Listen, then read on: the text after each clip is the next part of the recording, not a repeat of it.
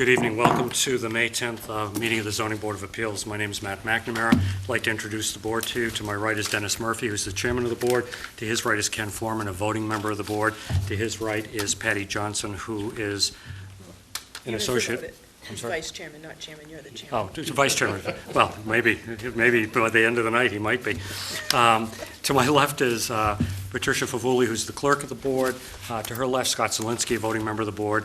And to his left is David Haddad, who is an associate member of the board.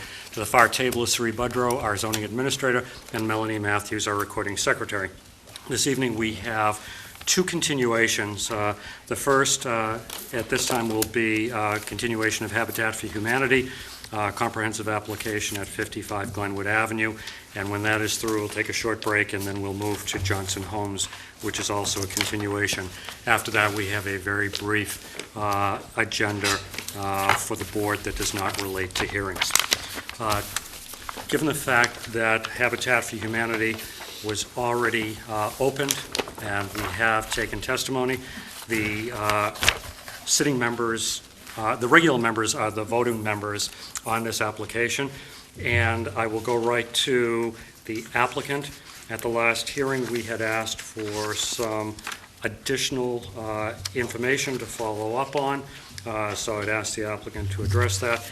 And in particular, if also, one of the things that the board did ask for was we actually put the burden back on the applicant to address and demonstrate how the board could actually approve subdividing these lots with square footage that was less than 5,000 square feet or 50-foot frontage.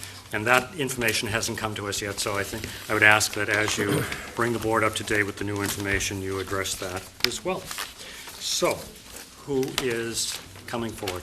Lidara, if you would, and just for the public as well, introduce yourself, and we'll go forward, and then we'll ask some questions afterwards, okay? Thank you. I'm Lidara Zola, Director of Land Acquisition and Permitting at Habitat for Humanity. I am here to talk about the 55 Glenwood project and to follow up on the information and some of the evolution that's occurred after the board asked us to go back and do a little bit more work. Probably the primary event that occurred between our first hearing and this continuation was Conservation Commission determination of Applicability. approved. So we are through Concom. Conservation Commission is fine with the dwelling. The other pieces that have been, we've sort of shown some options. We've shown a new plan. Some members had asked how it would work with 2 parking spaces for the 1-bedroom unit. As a reminder, this is one structure with a 3-bedroom home and a 1-bedroom home, a party wall. It will be fee simple absolute home ownership for each unit. We also moved the dwellings on the lot so that each lot will be at least 5,000 square feet. So we have solved that issue. Another process that has been occurring is not yet complete because we do want a final site plan with the parking set before completing it, is a landscaping agreement, I guess, or a discussion is probably the best word, is that we met with some of the neighbors. I sent out some draft plans and talked about where we should put some vegetation. And I think we're getting to a good position. What I have requested from the neighbor is to provide sort of on the sketch plans I had provided to then really show us, he had some different feelings about where it was important for noise and privacy screening, to mark that on our plans, to give it back to us, to give a list of vegetation, because we're very willing to create a vegetated buffer. We think that is a very good solution to dwellings in close proximity. Other issues that were requested, the board had requested a plan showing dry wells and drainage. We have supplied that. There was a ramp showing on the plan. We have deleted that. And provided you a party wall agreement. We have said there was a question about whether we would patch the road after working on utilities or repave those sections, and we will repave. One of the larger questions that I think we came out of the last meeting was an issue of 1 unit versus 2. And what Habitat has done is we went back to the town because we responded to a request for proposal. That was issued by the town. Our response had 2 options. We showed a 1-unit option and a 2-unit option. The 2-unit option was the option selected by the town. The award letter was given for a 2-bedroom unit. We sent, and I believe that I've included Sari on the communication. We asked the town, what basically the zoning board has asked us if we can go to 1 unit. How would this affect? And they very clearly told us we awarded you 2. So that is where we are with the 1 unit versus 2. And I think on that, are there any questions sort of about my recap?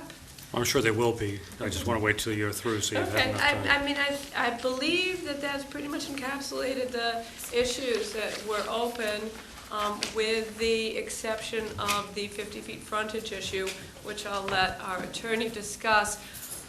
Although I will add a little complexity here, but it's good complexity. One of the positive things that happened with our meeting with the neighbors was, just walking the site was a suggestion. Could you push the homes? We do have one structure, one neighbor that's very close to the property line. And, he said, hey, could you push your dwellings just a little bit over? And I think this was just on Monday or Tuesday that we were talking about this. We checked with the engineer. It's very feasible. We could push the whole structure over about 4 feet.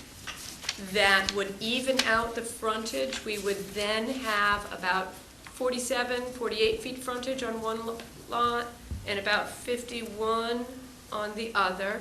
Gives a little bit more breathing room to the neighbor that's very close. It actually helps to protect the trees that we've said we will give best efforts to save because of just how the utility lines come in the driveway. It gives them a little bit more buffer room. And, we think it was a idea that we're happy to work with, and we'd like to, be as amenable as we can. Great. I'm going to ask for some updates, but I just want to clarify one thing. The zoning board never asked you to go back for one unit. What it asked for was the RFP and the minutes of the town meeting regarding 1 or 2.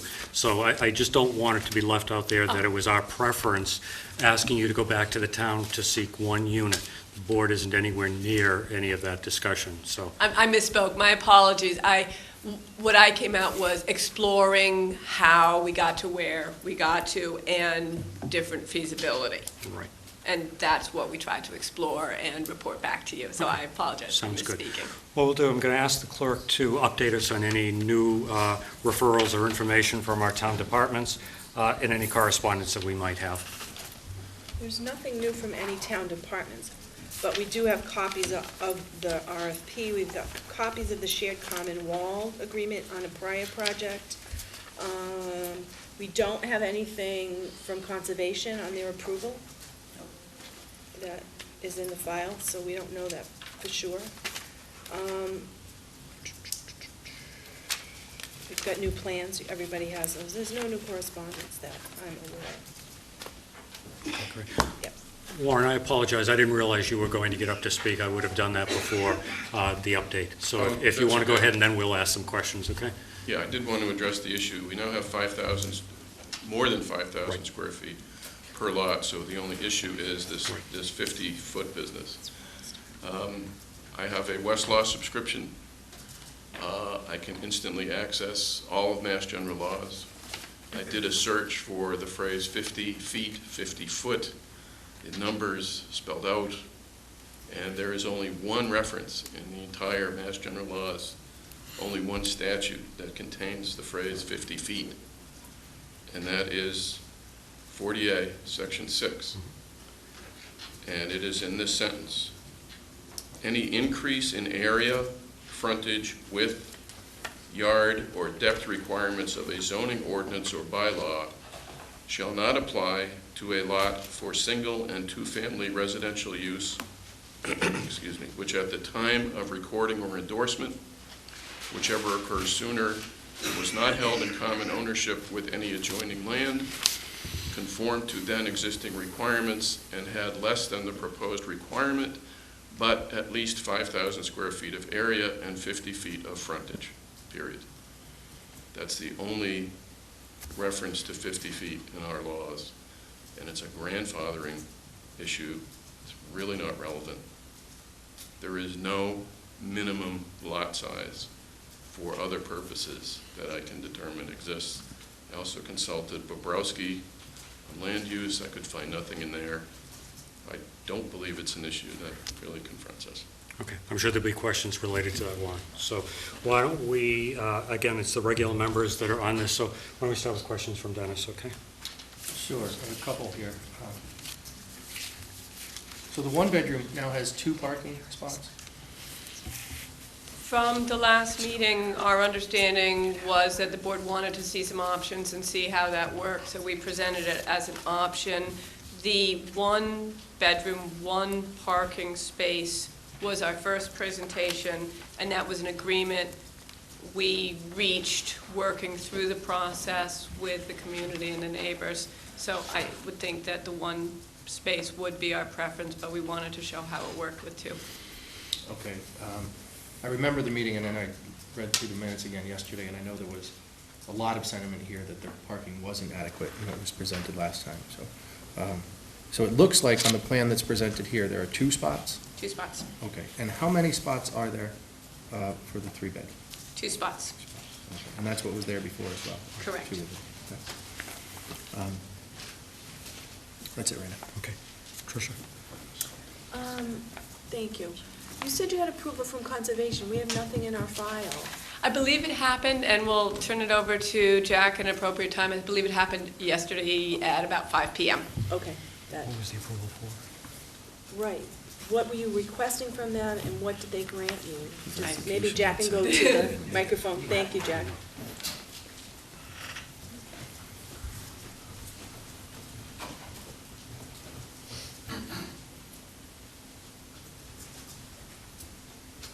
For the record, my name is Jack Landers Carley. I'm a civil engineer in private practice. I hope this is the same plan you have before you at the moment, because it is also the plan that was submitted to the Conservation Commission and approved by submission of request for determination of applicability. That approval actually came about at 7:30 last night. I can't be with you. I didn't think of asking the staff to refer to you. It just evaded me at the moment. So they did approve it with 2 parking spaces. They approved it with drainage, which was an issue you had as well as they would have had. They required us to show some silt fencing, which was never discussed in this particular form. And they actually asked us to document the wetlands, and so we retained the wetland scientist to verify the wetlands that we originally plotted. And that's about it. Jack, if I can just intrude, does it show the 2 parking spots on both units or just one? 2 here and 2 here. Okay. Thank you. Thanks, Jack. And my only other question is in regards to the handicap issue that we had. You took the ramp issue away, so what are you proposing for that situation? It was a little confusing, and our apologies. The ramp was drawn on to show that it would be feasible if a family we selected needed it. Excuse me, we were not planning to build the ramp unless it was needed. Okay. All right, so if you have an applicant who requires it, you will address that issue. Which is a benefit of the habitat model, where we select our families and work with them because we can build a home to their needs. Okay, that's all I have right now. Thank you. Ken? I actually don't have any questions at this time. Okay. Scott? I do. Thank you. Ms. Sola, you're going to have to help me with something.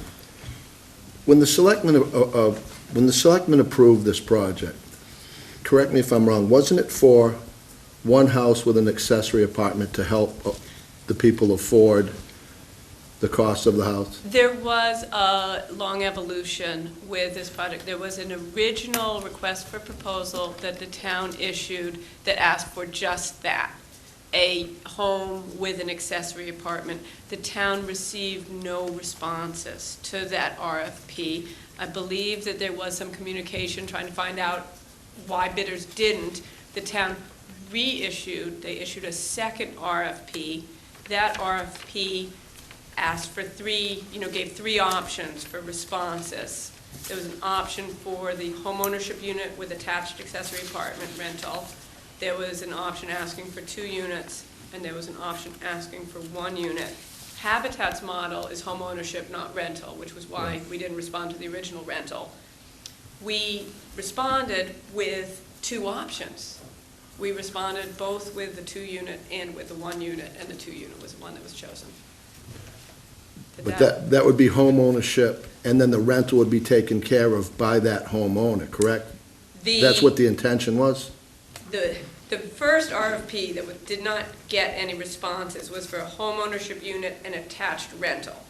The second RFP with 3 options kept that first option, homeownership unit with attached rental, and also allowed for a 1 unit homeownership option and a 2 unit homeownership option. So the option that Habitat presented two different options. The option the town selected was 2 units of homeownership.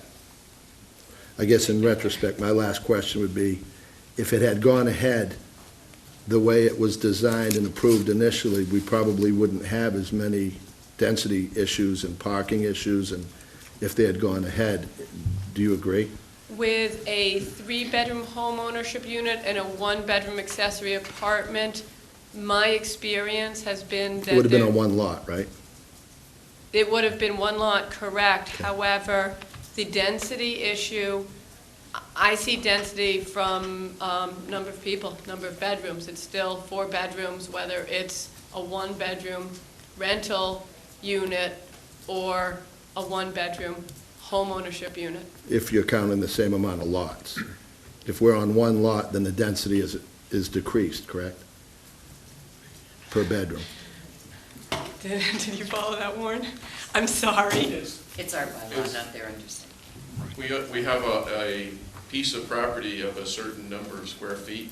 We're Right. putting 4 bedrooms on it either way. I don't see how the density changes. Thank you. Thank you, Mr. Chairman. Patty? I just noticed that the site plan that was presented to us, checked in early May, doesn't have a revision of a date, a proper revision date on it. We will be happy to supply final plans. I believe that Jack made a small tweak between the plan I 424. submitted in early May and the plan that was sent to the Concom. It is on there. Take that back, it is on it, but it's just not in the Okay. original square, it's off to the left. I didn't catch it.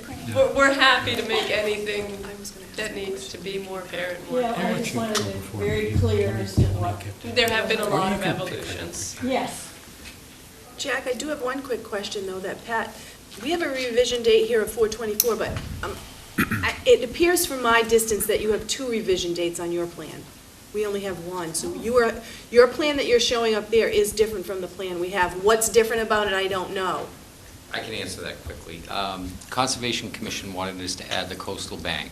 Okay, And this note, and that's why I was a little concerned, this note is dated 5/02/12, and it's add coastal bank, which is, here's the top of the bank, and then we have to give them some dimensions.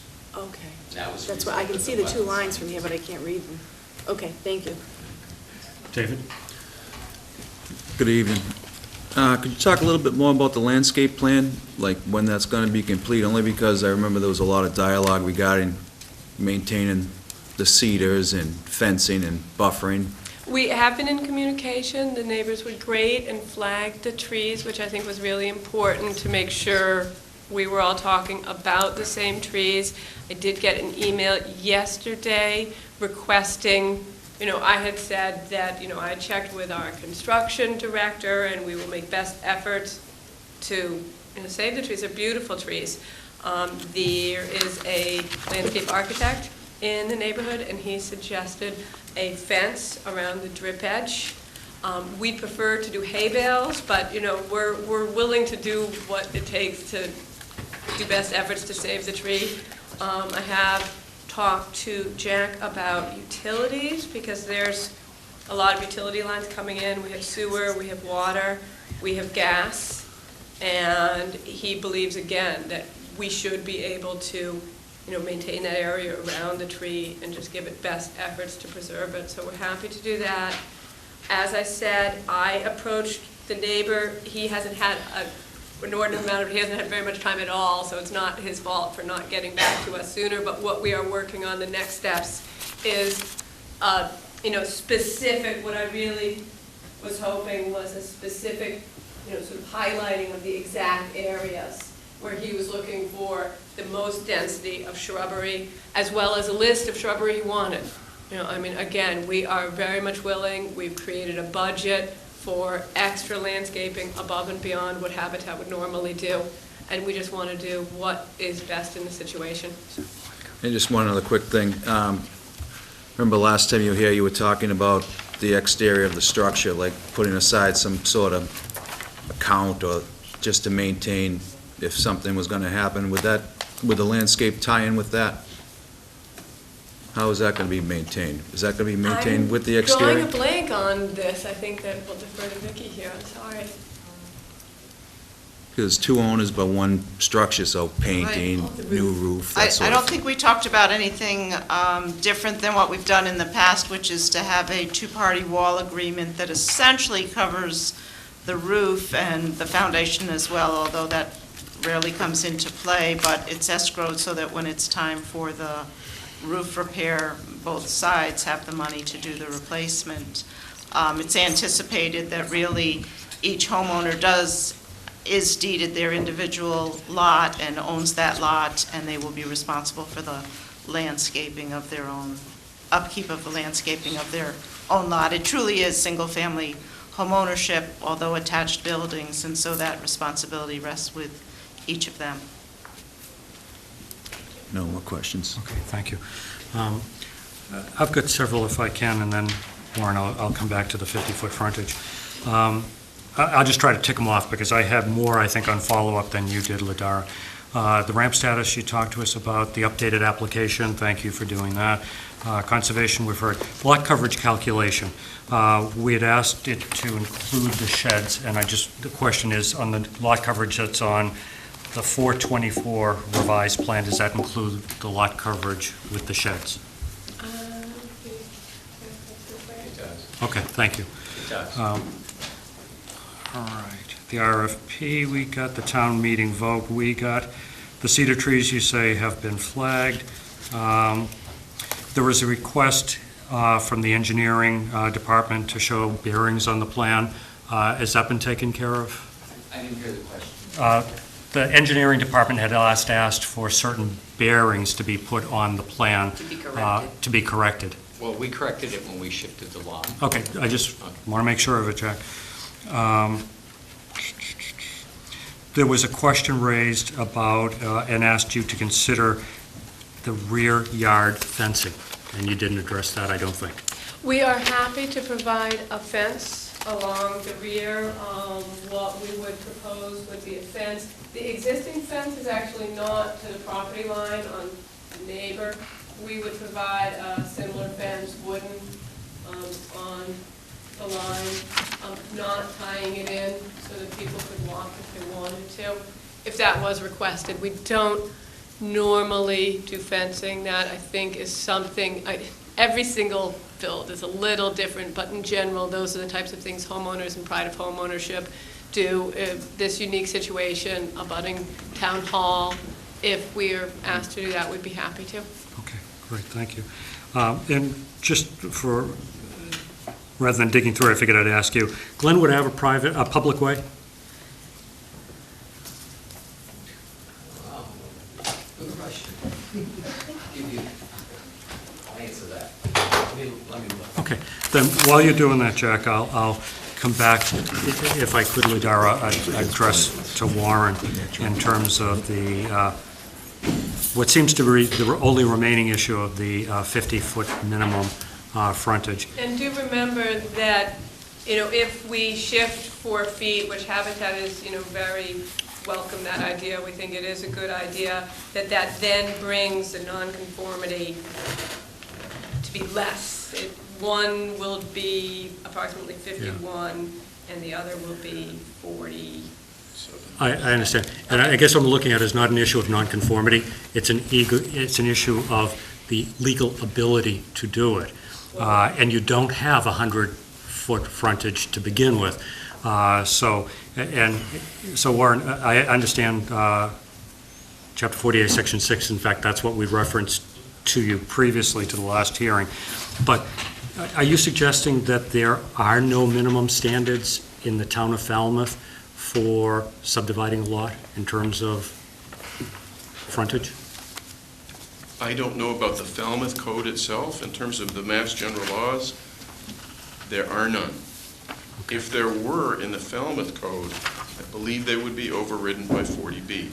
If you asked for a waiver. If we did, but I'm not aware of. And you haven't asked for that waiver. So I guess that's the point I'm getting to. I don't think we can approve a plan, and I think the burden that we wanted to do was, I think it was based, quite frankly, on your comment that 40B trumps 40A. And we didn't think that was absolutely the case, and that's why we wanted to throw the burden back to you to show us that 40B does trump 40A. If there is no 40A to trump, which was your words, then we need to look at approving this. If there is a subdivision requirement of certain frontage, and we stand in the place of the planning board, then you have to ask us for a waiver. That's the only point I'm trying to get I at. would agree with you. Okay. I'm not aware of it. But you will find out. In the Falmouth code, Well, you said there's no state code.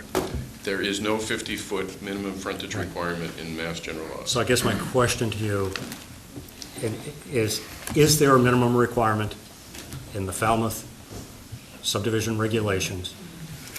If the answer is no, we don't need to worry about it. If the answer is yes, I'm going to ask you to come back with a waiver request. I'm instructed by co-counsel that there is indeed such a requirement, and then we would therefore be requesting relief from it. Okay. Or that, well, yes, if it is an absolute requirement, we are requesting relief.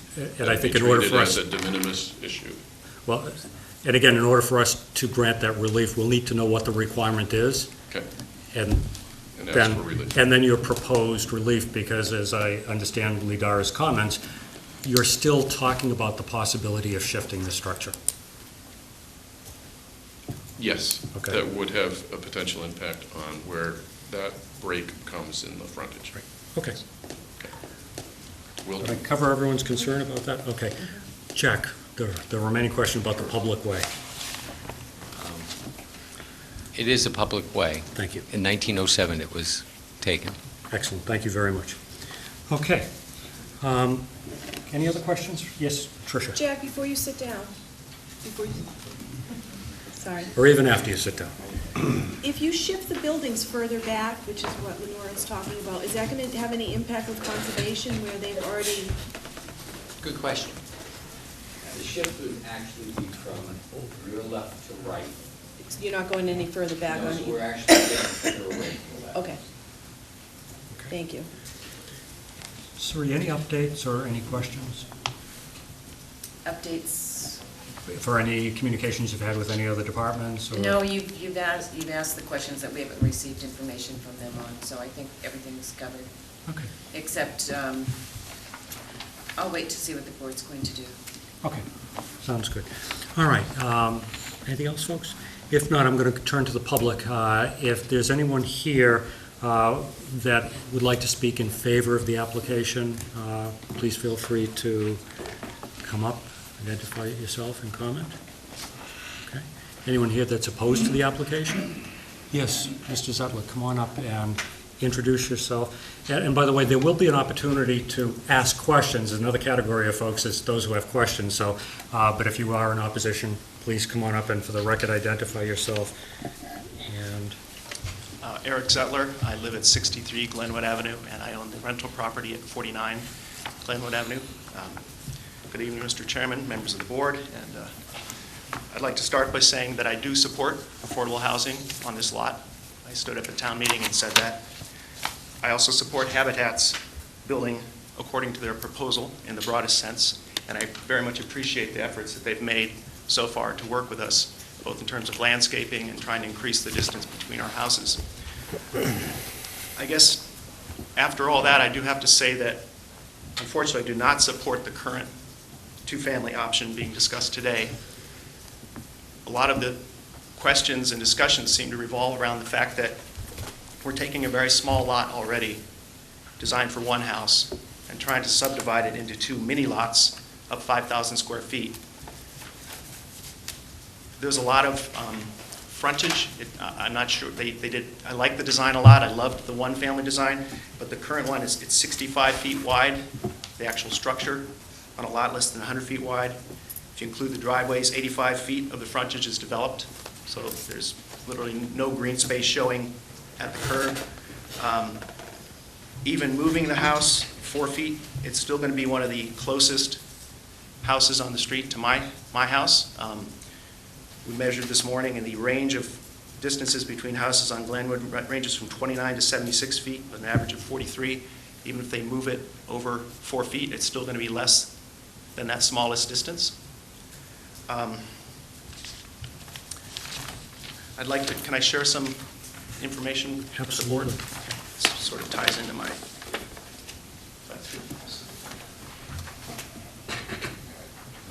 Now, you can just give them right to me, okay? Thank you very much. So. Are they all the same, Eric? They're all the same. The first Thank you. picture, the Glenwood neighborhood, basically shows the shot up the street from our house, showing how it is a very narrow street. And we think a lot of these things we're talking about, the one-family option would alleviate our concerns of privacy, which Habitat's been working with us on, density, which we've heard a lot about, the coverage, which I referred to, both frontage and just coverage, and also the traffic, which has been an issue. And I don't know whether it plays into the board's decision, but we also think it will improve the quality of life for both the people that own that house eventually and the neighbors on either side to have a single-family unit. I'd ask you to turn the page over to the picture. Basically, it's a very narrow street. There's no turnaround right now. People turn around in either our driveway, which is fine. I don't mind that. But it's a tricky turnaround, and a lot of times they back onto our lawn, which I do mind. I have rocks there, as you see, and that generally does the trick. But 3 or 4 times a year, I have to fill in ruts, and if you walk down the street now, you'll see some nice ruts there. The road's only 11 feet wide at this point. The picture on the right is the wall of our master bedroom, and that window is our bathroom. That red stake, that is the current lot line.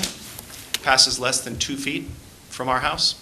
So no matter what kind of buffering and everything you do, to the best of their ability, it still doesn't change the fact that at some point that could be changed, and we're going to have someone else's property line very, very close to our property line. At one point, we had a land swap agreement with Habitat, and that has been withdrawn. So this is the line we're dealing with, less than 2 feet from our house. We've seen Habitat's one-family option. We think it's a great house, a great option. We support it. I'd like, I guess, to end by saying, at the town meeting when we asked for affordable housing, Mr. Dufresne got up and said that that street is a disgrace, and it kind of rankled us because we don't think it's a disgrace. We've been working really hard to improve it, and we ask for your help to continue to improve, not to compromise it, by rejecting this application for a 2-family dwelling. And I guess I would also say that I think it's the board's role to determine what's appropriate for this lot, not the town manager's office in selecting the 2-family. Thank you. Eric, there might be some questions of the board, so if you just Sure. pause for a minute. Anyone have questions for Eric? I just have a quick one, Eric. You said the lot line distance, based on that stake with the pink ribbon, is 2 feet from your wall. That's an angled line. It's less than 2 feet at the closest point. Right. And, but that's the lot line. Correct. And if you don't know the answer, that's all right. We can ask the applicant.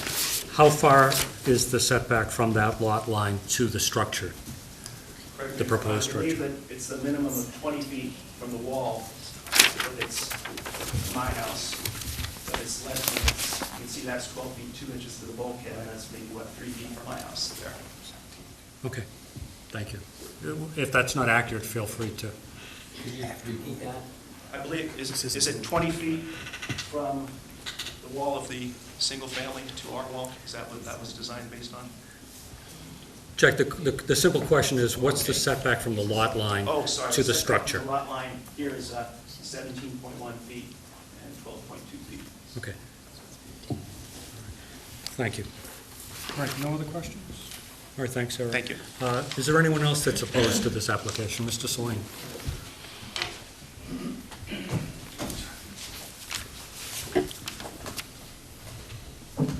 I've got something I'd like to... Sure. And Dan, if you would just introduce yourself for just sure. the viewing public. Yeah, I'm Dan Saline, and a butter.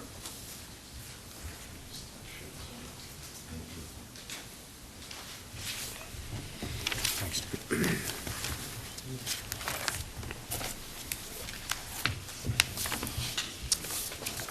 Well, it's interesting to hear Jack's reference to the date the street was commissioned, I guess, which was 1907, if I heard right.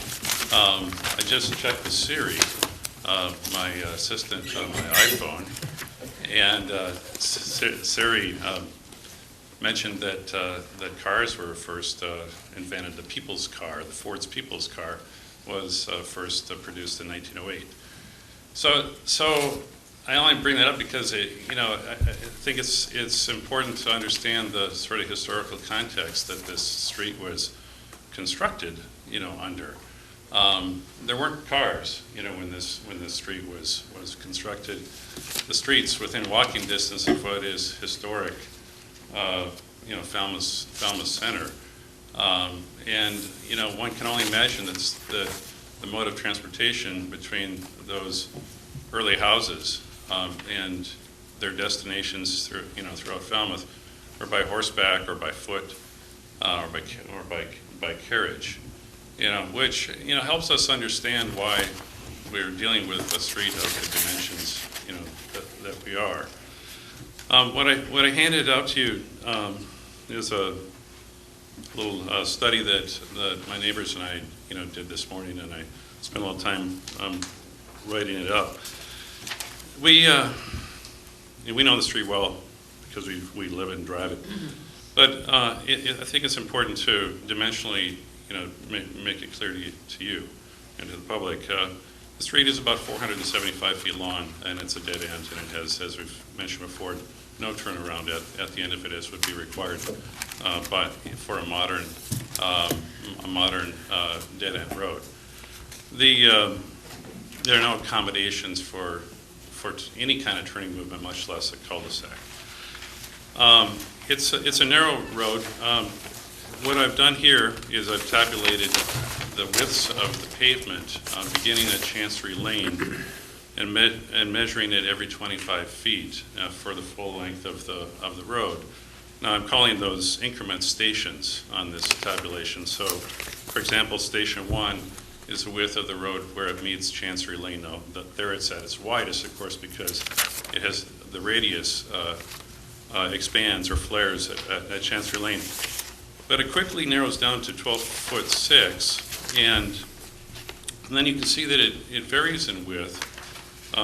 As at its widest point is 14 foot 10 inches, and at its narrowest point it's 10 feet wide. 10 feet wide. That's as wide as as wide as a parking stall. Okay, at the grocery store, or out here in front of Town Hall. The average width of Glenwood Avenue, including the flare, okay, is 12 foot 6 inches wide. If you eliminate the the uniqueness of that flare, because it's a sort of an odd, sort of a unique condition of the street, it's 12 feet 2 inches wide. Okay, the average width of the road in front of Lot 10 is 10 feet 11 inches wide. Okay, so just to put that in the context of standard site planning and subdivision regulations that we design to and that we live with, in our modern age, with cars and pedestrians and fire trucks and plows.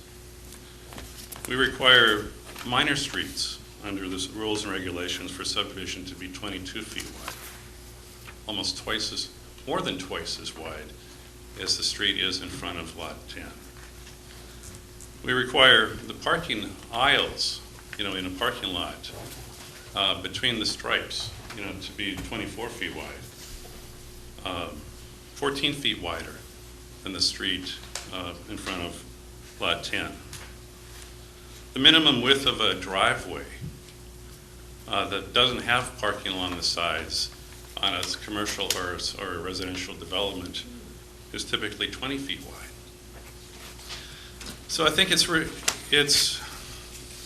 very important to understand that we're dealing here with a non-conforming condition to the extreme.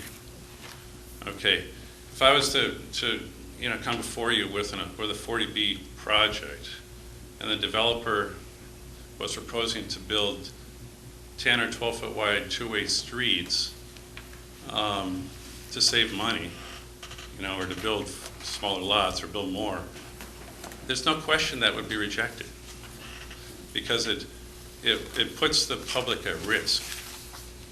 It puts kids at risk, it puts cars at risk, it puts dogs at risk, it puts everybody at risk. It puts at risk the possibility that our houses might not be serviced by a fire truck because a car is not parked far enough to the side.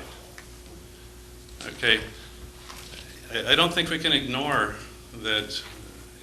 We can talk about all the dimensions of the lot and where the sheds are and where the fences will be. I don't think we can ignore, the fact that this street may not really properly facilitate travel, circulation by automobiles, any more than it does now.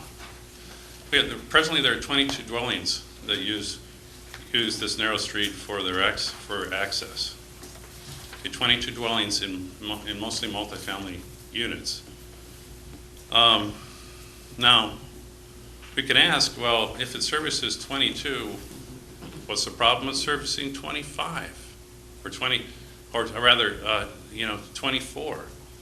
Okay, I think that's a reasonable question, and I guess my answer would be, well, if service is 22, because most of the people who live in those 22 dwellings don't have cars or park them on Chancery Lane. They don't use the street. The street's actually used by very few.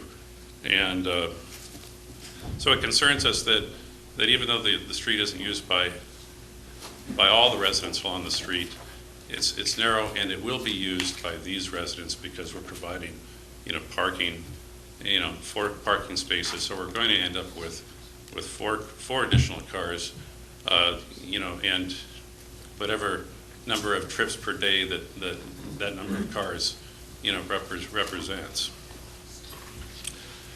Now, I've also, let me just say that there is no public walk along Glenwood Avenue.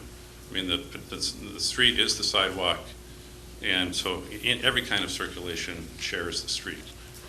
I also wanted to talk a little about the parking layout.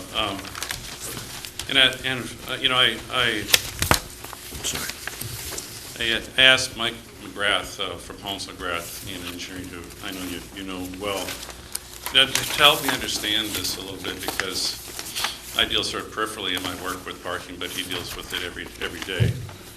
And I said, Mike, does it work to have perpendicular parking,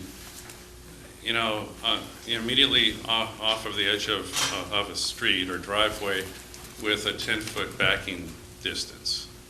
Okay. Now, this is equivalent to me asking you, would it work if you were parked at Stop and Shop and you had cars parked on both sides of you, and you had a row of shopping carts lining the center line of the driveway 10 feet behind your car? Could you get out? Okay, or could you get in if that was a space that was open? The only space that was open. Could you get into that space, or could you get out of it? According to Mike, you couldn't do that without knocking over all the shopping carts. And in the context of our neighborhood, you couldn't do that without running over my hedge, over my lawn, over Eric's lawn, over their lawn. This diagram, represents the turning movements of a car into this parking space and out of the southerly one.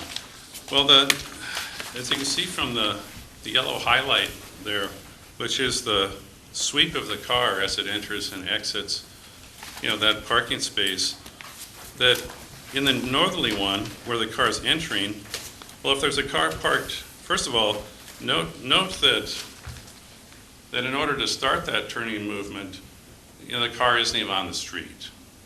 Okay, it's over on Stephen Jordy's house lot. Okay, and then as it swings into that space, it actually has to swing into the space next to it. Okay, so that if there's a car parked in the space to the left, it further complicates that turning movement. Which all means that, the car's not going to be on pavement, it's going to be on the shoulders or in the landscape, or whether it's their landscape or my landscape. And that in the backing image here, the reverse is true. As that car on the left, if the, has to sort of sweep out in order to, turn tightly into that 10-foot wide lane, it needs to swing into the space next to it, okay, in order to make that turning motion. And so if there's a car there, this turning movement isn't possible, okay? That car would have to, back up, back forward, back up, back forward, back up, back forward. And then finally, it might, reach a point where it can travel, directly. I think there's a problem here, with this parking layout. I think it's optimistic, and I think it overlooks, the fact that what we have here, as an average, backing lane width across the frontage of this property is just under 11 feet.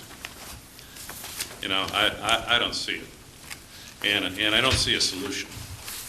Okay, because the only solution is to widen the street, and that's not going to happen. So the best solution to all the problems that I've raised, and just about every other problem that's been raised, every other issue that's been raised over the course of 2 hearings, is to reduce, the scale of this project from 2 units to 1 unit. Okay, because that increases the setbacks to the neighbors, provides more ample space for buffer planting. It provides more space for the widening of turning radiuses in and out of parking spaces, so that this mess isn't going to occur. It eliminates the need to subdivide a 10,000 square foot lot, which is already well under the standard for this zoning district, into 2 5,000 square foot lots.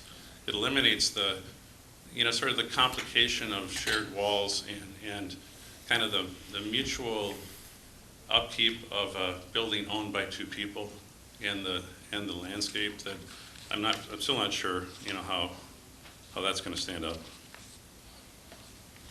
Yeah, let me just close. I think I've said it plenty. I am strongly in favor of affordable housing on this lot. I love Habitat as a developer.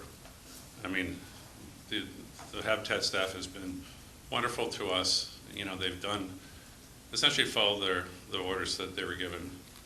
However, I strongly object to this notion that the town, that the town approved a two-family house. The town? Who's the town?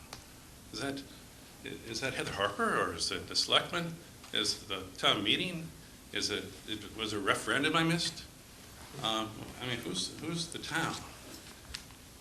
You're here to judge this project and its feasibility, its suitability for our neighborhood. Okay, so whoever the town is should take a seat and listen closely to what your ultimate judgment is.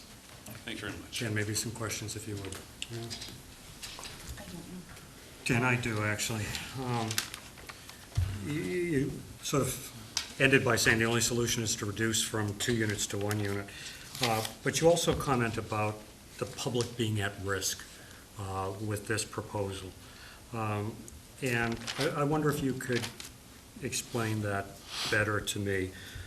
Are you suggesting that if there were 23 dwellings, there would not be a substantial public risk, but at 24 there is? Well, I think that it would be half the increase in parking in trips per day. Okay, we'd have half as many trips per day. The increase would be half as much. To add 1 unit. Historically, there was a single-family unit on this lot. And so, I think history has demonstrated that, that this is a suitable lot for a single-family house. I watched the town tear it down. Okay, it was a great house, and it's real unfortunate that it was ever torn down. But, you know, we're concerned that, see, I think you need to see this development as being somewhat different than the rest of the street. From the lots north of this lot are not high traffic generators, you know, essentially, because of the nature of the tenants. Okay, some of them don't drive. There are very few cars that are represented by those units. The south end of the street is where, you know, where home ownership, you know, dominates the scene, and where there are owners, you know, car owners and car users. The likelihood is, you know, I think that these tenants, you know, may very likely have 4 cars, which represents a you know, big increase in the volume of usage of Glenwood Avenue by cars, odd as it may seem. And I just think that in a narrow street of this sort, that increased usage, and just the everyday conflicts, you know, cars meeting and no place to turn, pedestrians and cars sharing, Dan, you know, I understand the lane. it, but if I can sort of push you a little bit, because we'll never know who the owners of the tenants are. We can't predict what the changes will be on the south side, the north side, or whatever, but. Can I just say that we'll also never know whether this will work unless we build it, and then it might be a mistake. Dan, our responsibility is to protect the health or safety of the occupants of the project or the residents of the municipality. And what I'm trying to get at is how much more of a risk, and you mentioned fire apparatus, there is by going to 23 dwellings on the street versus 24. If you can try, I heard everything you said, don't get me wrong, but I think the board needs to quantify that risk that you're saying. Don't do 2 units, do 1, because there's a substantial public risk. Right. Well, let me be honest with you. You know, I'm a landscape architect, not a traffic engineer, and you know, we haven't spent the resources to hire a traffic engineer.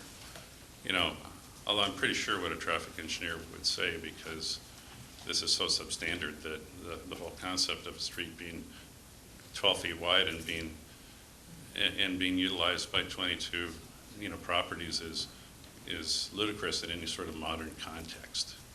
Okay, so I think really the rules that apply to traffic engineering, you know, hardly even apply to historic situations. How this might affect public safety? It's just, you know, I think the fairly significant increase in trips per day relative to the current, you know, circumstance, and the narrowness of a road that's used by every mode of transportation. Thanks, Dan. I know Tricia has a question for you. Dan, I have actually 2 questions. The houses that are on there now, what are they doing when they back out? Well, they back out on neighboring properties. All of them are doing that? Well, in some cases, you know, the properties, the driveways align with other driveways, you know, across the way, so that's a convenience. As I looked at this specifically, I wanted to know myself, you know, so I walked up and down the street, and in most cases, you know, or many cases, they do align. And in other cases, the street is a little bit wider. Okay, as the table shows here, in some places it's 14, almost 15 feet wide of pavement surface, where unfortunately, where it's at its narrowest is in front of this, you know, this property. You did some work here on your measurements and stuff, but did you actually get the recorded road layout for the street to see what the width should be? Have abutters on the street encroached into the actual legal road layout so that maybe it's not 11 and it's really supposed to be 15? Well, what we measured was the width of the pavement surface. Okay. Okay, and now, if I go out to a new subdivision, the width of the paved surface isn't 44 feet. I mean, there's 20 feet on either side of the road, or 22 feet on either side of the road, or is it 11 feet? Maybe 11 feet on either side of the road, that's open space and left for landscaping and utilities and the like. In this case, I believe the utilities are under the pavement, which, at least those which are not overhead. And yeah, I mean, history has provided, right or wrong, with hedging and, various, things. I mean, there's 705 years of history that has occurred here. So I can only really represent what the existing pavement width is. And then my last question is, you referenced to safety. Do you have a lot of accidents on the street because of the width of the street? I mean, adding 2 or 3 more cars, we're all presuming that everybody that lives in both of those units is gonna have cars. They may not. There's people on your street that don't have cars. It could be duplicated. We don't know that, but do you have police reports showing that there's a lot of accidents? I agree, but couldn't the reverse be true then? It could be. That all 22 dwelling units could have 2 cars. Absolutely. And then, in that case, do you think a 12 or 14-foot wide road is sufficient for that level of traffic usage? I mean, I think what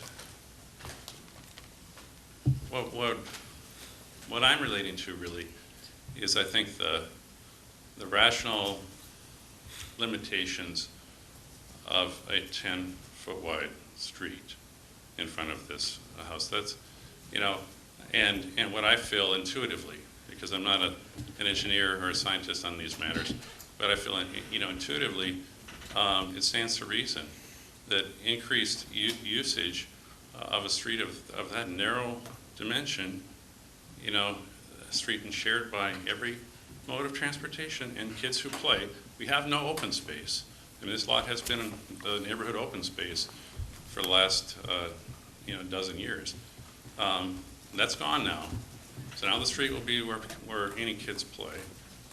And so it's a concern based perhaps more on intuition than science. Okay, thank you. All right. Patty. Eric, I recognize you. I'll get you to you soon. Patty, go ahead. I have a question. Do you think if the town exercised rights to expand the pavement to 15 feet, that would help some of your concerns? Well, and a wider street dimension, would be safer, I would think. It would be, be closer to what is viewed in this day and age as being appropriate. It would still be, 7 feet narrower than what we find, what we require in this day and age. Second question is, are some of the tenants in these buildings have commercial or professional offices, and do they provide parking on site?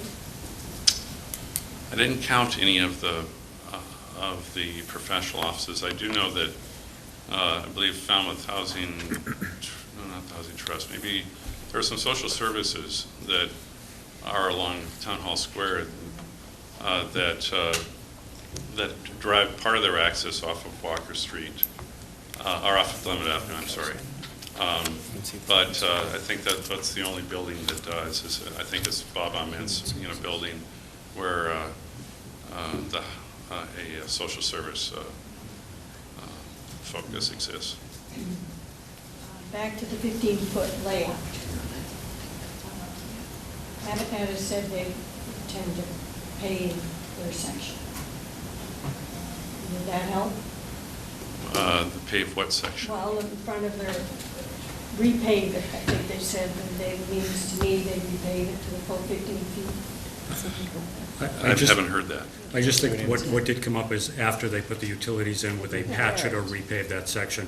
I don't think there was an issue of widening it all. It was just, and their comment was to repave what they disturbed. And utilities, meaning they're connected to the Gas. sewer and the water and the gas. Right.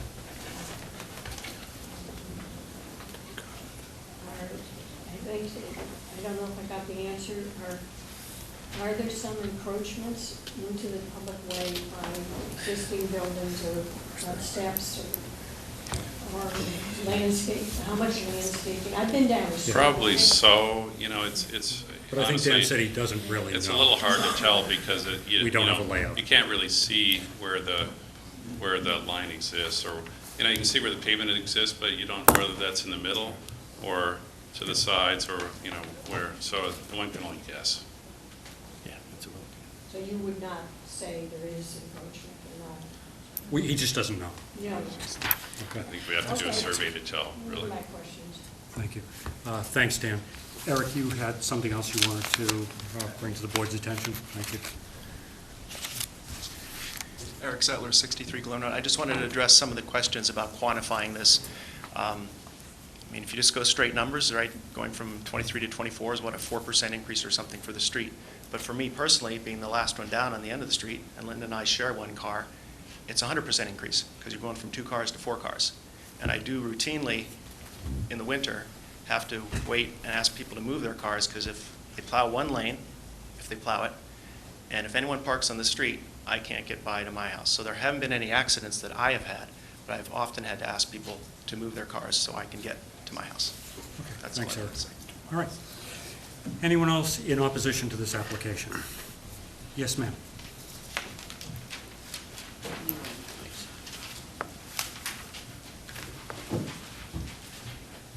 My name is Linda Amaral Zettler. I'm Eric's wife.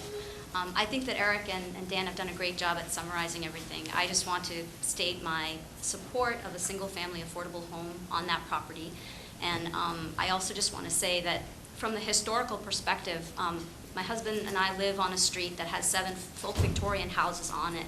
And I think Habitat has been really sensitive to the style of the house that was built, and the duplex that's there is the only duplex on the street. It's, again, it's a historic neighborhood. It's not in a historic district, but it is, in fact, unlike all the others, which has been a very sensitive point to us overall. The house that was there before was just like the others. And the houses that are on either side are the ones that my husband and I purchased and have renovated. They were in worse shape than the house that was torn down at the time to build parking or expand town hall. So I guess my point is that sometimes less is more, particularly in a very fragile neighborhood like our own. And that's not to say that we can't expand affordable housing in the town. I think it's a great idea. Everyone needs to be thinking about it. But I think it needs to be done in moderation and in places that don't impact the current quality of living of the existing neighborhood. And I will say that my husband and I have also worked really hard to try to improve the neighborhood by improving the houses that are on there, at least the 2 that we own.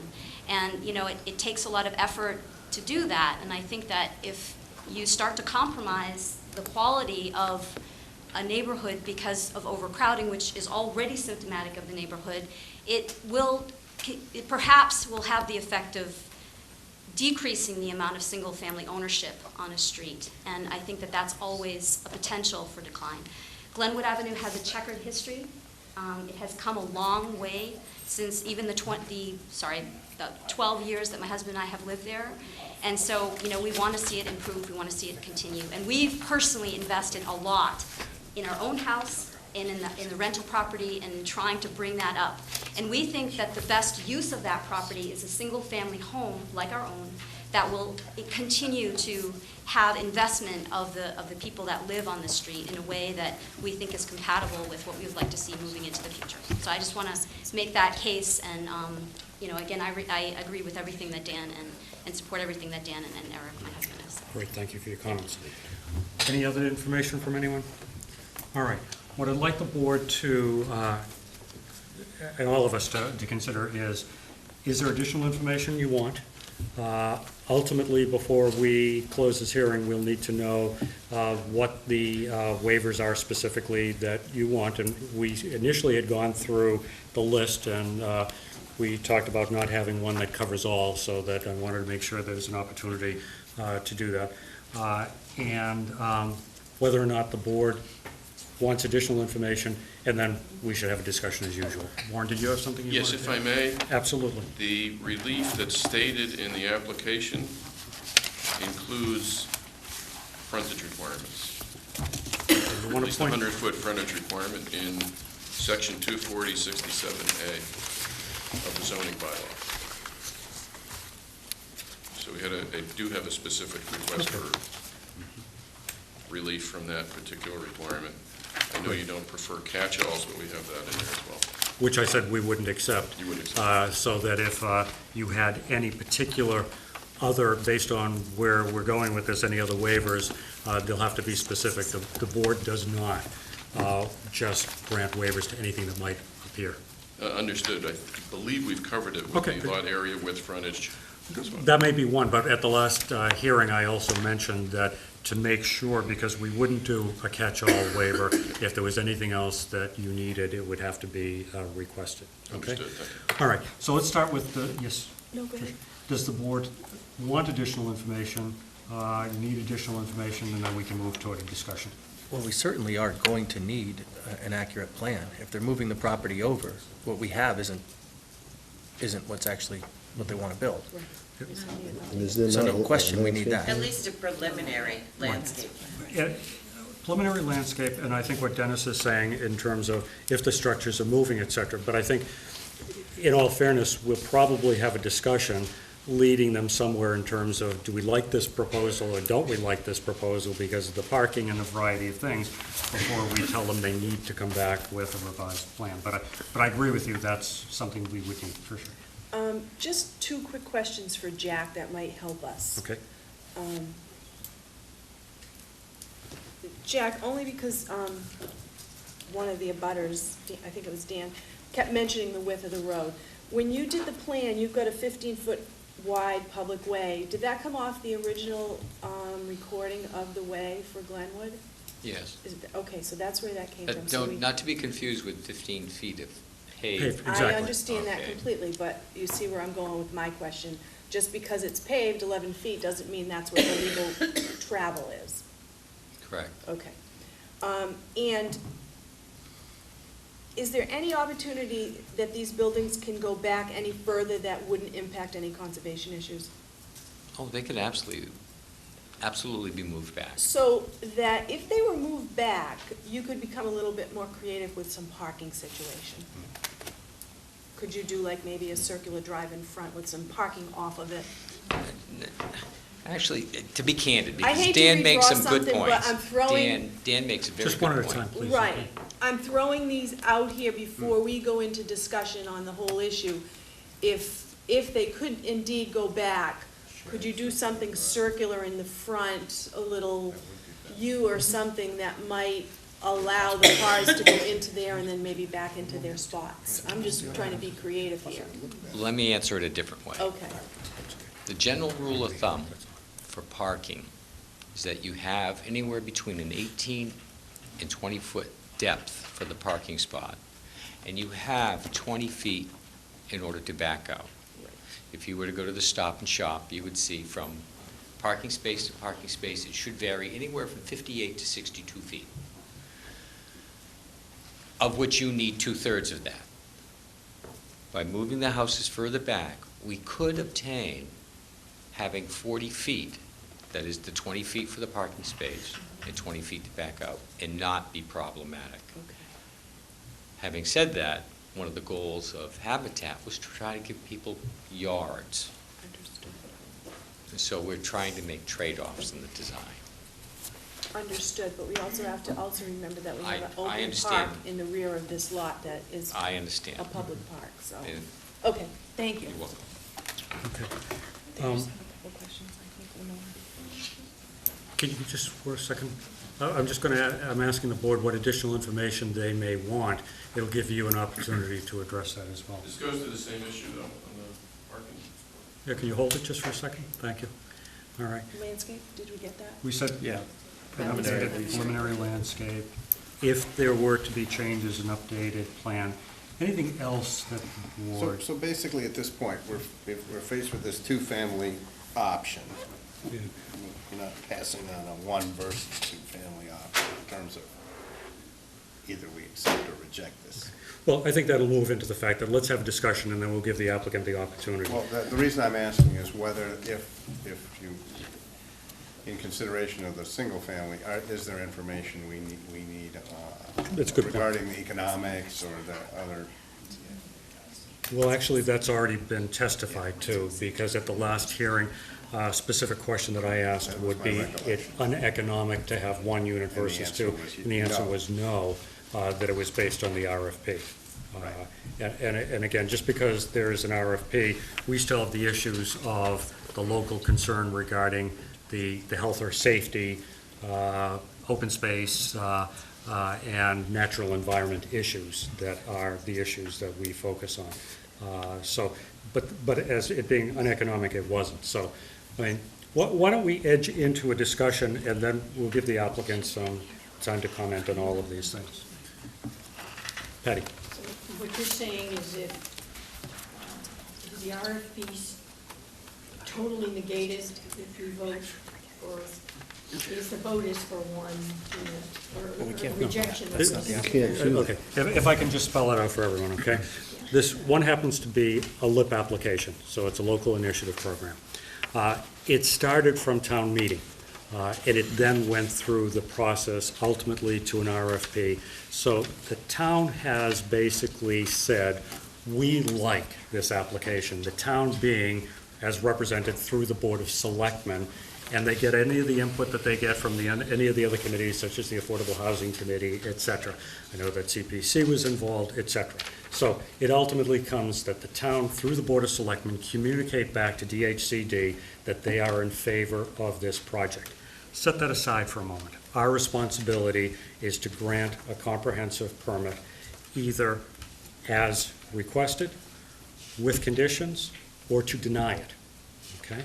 Now, if we impose conditions or deny it, what we need to address is the fact that the project is either going to be unsafe or unhealthy for the residents that are going to live there or the rest of the municipality, or we have overriding concerns about open space or the environment, okay? So, as you know, we don't necessarily redesign projects, but certainly in a comprehensive permit, there is the ability to negotiate those things. And I think that's what we are entering into in terms of a discussion, to be able to say, okay, it may not be an issue of an economic burden on this project to be one, but it is our role to negotiate and to protect the public safety and health. Okay? Yes. All right. Anyone want to start with their thoughts? I'll start it. Scott, please. Ken had his No, mouth go open ahead. first. I'd rather hear what you say. Really? I just think it's got, you have abutters that are for a project and feel like it's a valuable and doable thing. But they also, across the board, agree that it's too dense, there's too much going on for two lots and that's where I was going with my question. I needed to know how that came about and how that gets separated to make this feasible. Well, I can't speak for every one of us, but I feel like the concerns are all legitimate. While it's a good project, there still is going to be increased traffic, and it is a narrow road. And there are going to be double utilities put in the road. Instead of, if there was a single unit there, it'd be single utilities in the road. I have to ask myself, what happens when an ambulance goes down there? You increase people, you increase traffic. So I feel like there's no budge, they have no budge because the RFP would have to be readdressed, and we would have to deny it, and then a new RFP would have to go out. Is that correct? I'm not going to speak to the LIP process before it gets to us. Our role, and whatever comes out of it, is to determine this proposal. Well, then I negotiate guess this I'll proposal. stop there. If the applicant were to say, fine, we'll do one unit, I don't know what the ramifications of that, to be honest with you. It's And beyond neither my do I. area I'm of just, expertise. But- I'm just making my feelings known. But if I can, I want this to be a discussion so the applicant can see this. Scott, I heard the same things that you did, but can you help me with quantifying at what point it becomes unsafe. It's already unsafe. Right, so the applicant doesn't have the burden of the current unsafe conditions. But do we have the right to increase that burden? Let me, if I can. And specifically, we can't ask an applicant to mitigate conditions that already exist, okay? So when we talk about whether or not we expand the pavement to 15 feet or so, I know the question was if the town could do it, we do not have the ability to impose the mitigation of existing problems on the applicant. But the question I asked you, Scott, was not do we have the right to make it more dense? The question was, I'm trying to get an understanding from you where it became such a public safety or health issue that we can't do it. There are 22 dwelling units, has been testified, some with parking, some without parking. We know it's a narrow street. Is it one additional car? Is it one additional family that makes it a public safety issue more than it is right now? Is it two? What is it? Because we've got this as it is. It had a house on it. I honestly don't know if it's currently buildable under the current standards or not, but it would be entitled to a house anyway without a comprehensive permit. My guess. I don't want to make a determination, anyone, on the buildability of that lot. But my guess is it probably could withstand a house without a 40B permit. Does adding, question, it's not comment yet, does adding one more to it make it such a public safety risk that we can't approve it? That's a perplexing question, and I'm not being wise, and I'm not trying to be funny. If but you were, I'd smack you. If you jump out of a plane, He's bigger than two you, man. people might be able to survive on a parachute, Right. but not five, or not, you know what I'm saying? I don't, maybe I'm not expressing my point clearly, but anytime you add more, you increase. While it's not our point, it's not our job to increase their burden because the road's already unsatisfactory. If it was a regular permit for a single house, would we have looked at it differently? It probably wouldn't have come before us. Exactly. So it would go in by right, and you'd have another family. But not two. Again, that's what I'm trying to get to. An ambulance goes down the street, and they dodge cars right now. And if there are 2, 3 more cars, potentially because we haven't even got that far yet, parked off the street, because, by the way, town meeting, if you looked at the minutes of town meeting, had very much a concern about parking on the street. So some of the instruction that we ultimately get is that there was real concern about parking and congestion. So if 3 more cars are parked on their own property, does it make it more difficult for the ambulance to get down? Does it make it more difficult for the fire apparatus to get down? Will it add congestion because people turning around, et cetera? This board added a whole lot of congestion when it did its site visits, and Eric, I'm sorry, I hope I didn't knock over the rocks. It was Matt. But, you know, so, and I'm not trying to give you a hard time, I'm giving the board a hard time, because our burden is to get to the point that it tips over to the fact that it is a public safety risk.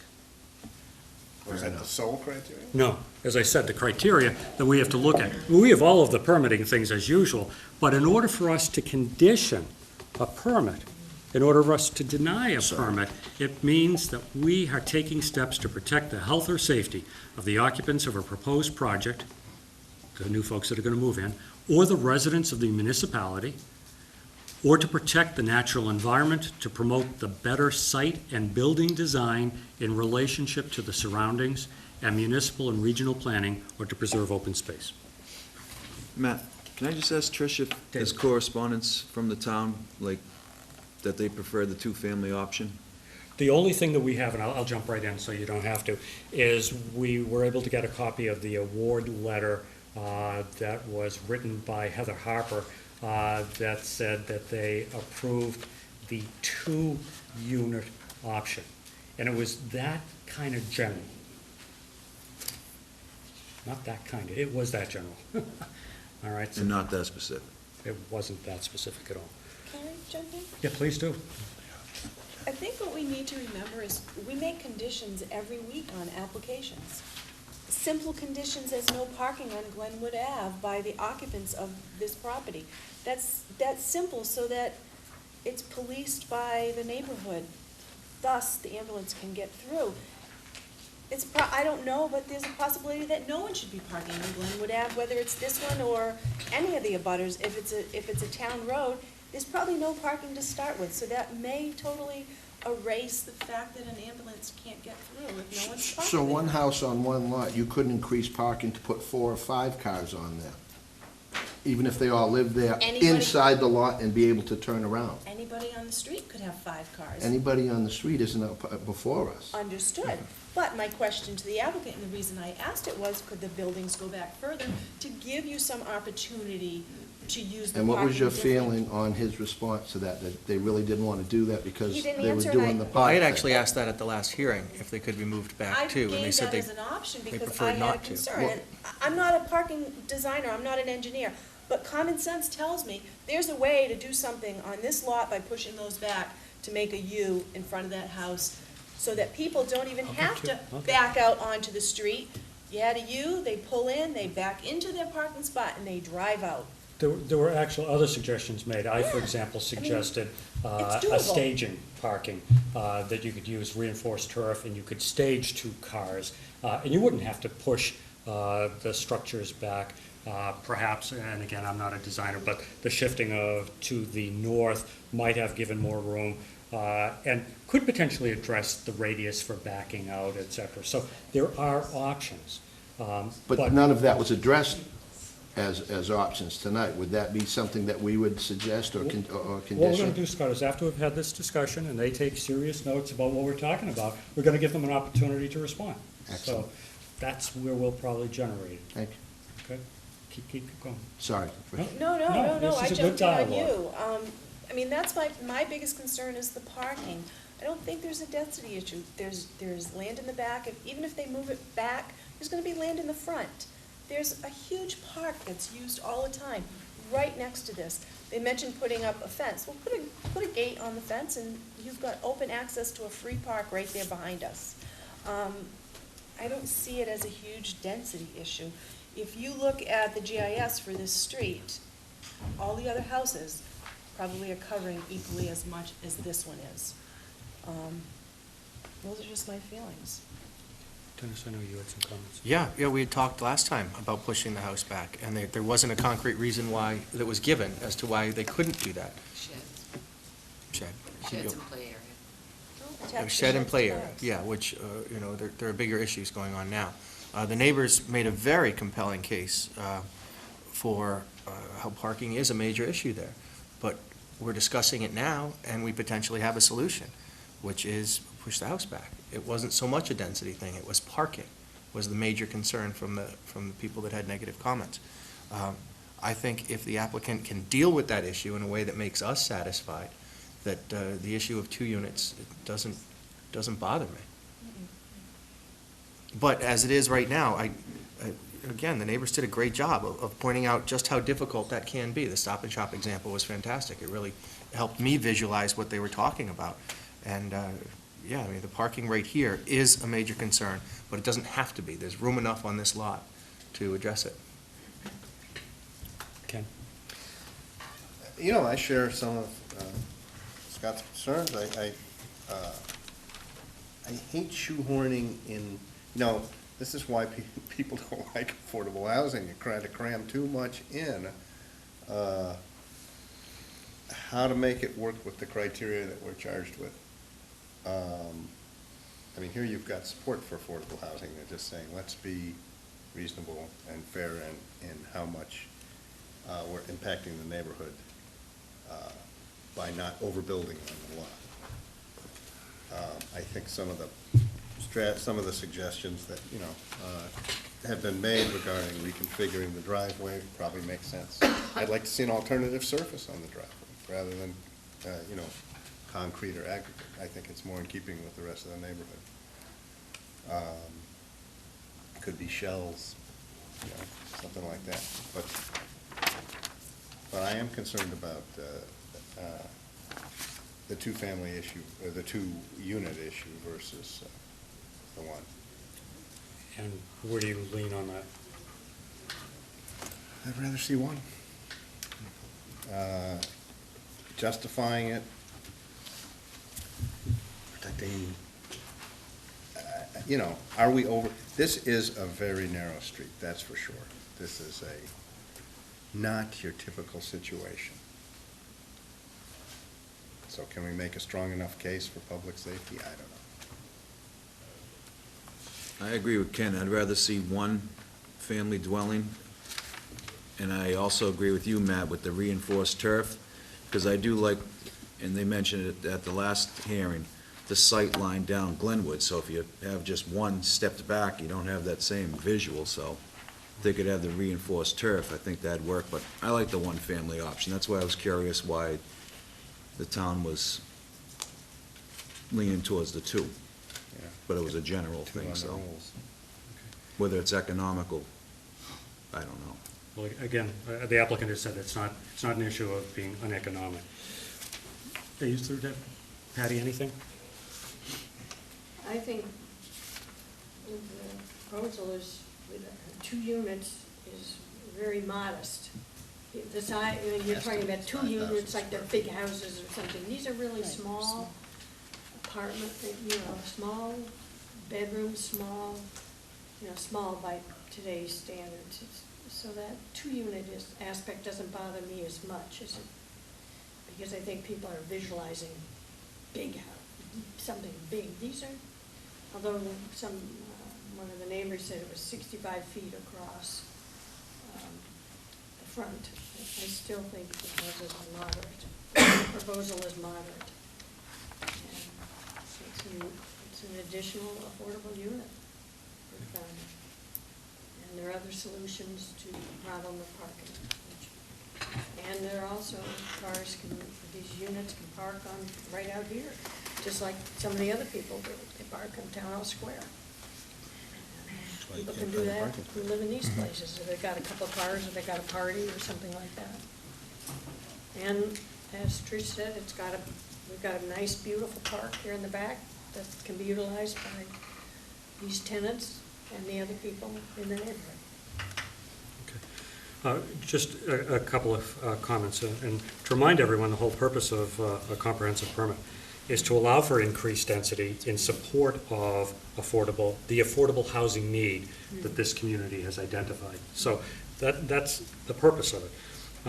I think we're dealing with some conflicting things. On one hand, I hear the neighbors saying, we want it to look like the rest of the street.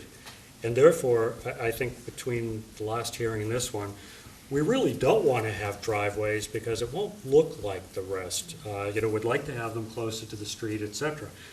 But that sort of conflicts with the other issue of traffic, parking, and design. And so, I'm not sure that it's our responsibility, or that we ever could, if it were our responsibility, to design the perfect house that looks on Glenwood Avenue like all the rest, accomplishes affordable housing needs, and doesn't increase safety. But I guess the part that I'm stuck on is that without some demonstration that we have tipped over into such an extreme public risk and safety issue by the increased density. I just feel that in order for me to be totally negative to this project, that's what I would have to see. But we've had a discussion, so if you want to, I know I asked you to hold up and take notes, and this will give you more of an opportunity to just run right through and comment about our discussion, okay?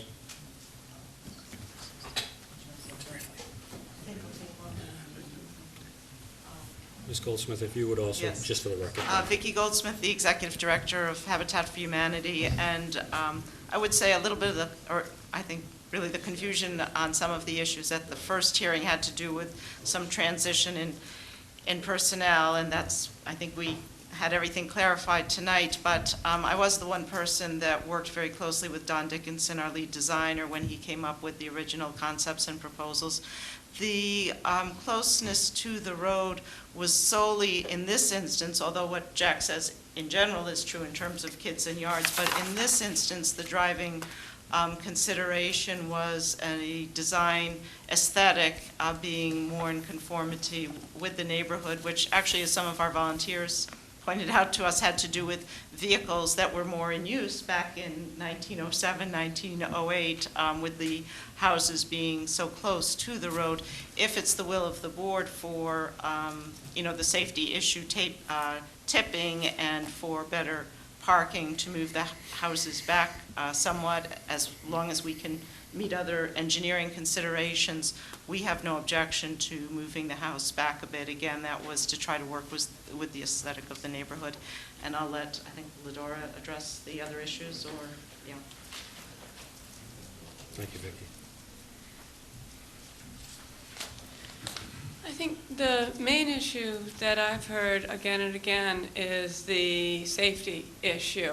And we have some different sort of anecdotal feels of the street, which we have to respect. Folks live on the street. But I think the experts here are the town's own departments, and that's police and fire, which I believe have reviewed this application and had no comment.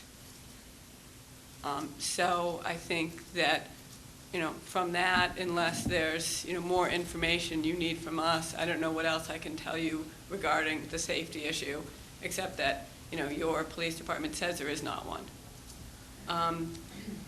In terms of the parking issue, again, as Vicki said, we configured the parking like that based on discussions with the neighbors and trying to keep the home as close to the road as possible to mirror that. The other issue I did just want to briefly bring up was a statement that Habitat says a one-unit build is not uneconomical. And that is true. I mean, Habitat throughout the Cape does one-unit builds, we do two-unit builds, we've done up to 13 and 15. The communication from the town is not, I mean, I can read, and I believe that I supplied this to the zoning board, is we asked the town about the one unit versus two, and the response we received from Heather Harper, and I'm reading from this, is we have had some internal discussion about your inquiry. The town support for this project is documented by the town manager's acceptance of your proposal for 2 units and the Board of Selectmen's endorsement of the LIP application approved by Catherine Racer at Department of Housing and Community Development. A reduction in the project from 2 to 1 unit will change the nature of our agreement. We don't have a copy of that letter, so if you could provide us a copy of that at some point. I have put everything you sent me in the file. Yeah, it was in the packet, the May 2nd packet. It was just an email copy piece of, I'm happy to provide it again. And so, that was the feedback we received from the town when asking about 1 unit versus 2, was that it would change the nature of the agreement, and the town, would have to evaluate our options based on the permit issued. So. Right. But again, just quickly on that, Ladara, it was the specific question I asked of Ms. Goldsmith in terms of if there were a condition imposed on the applicant for 1 unit instead of 2, would it be an uneconomic condition? And the minutes that we have and the testimony was no. That's true. That's our response.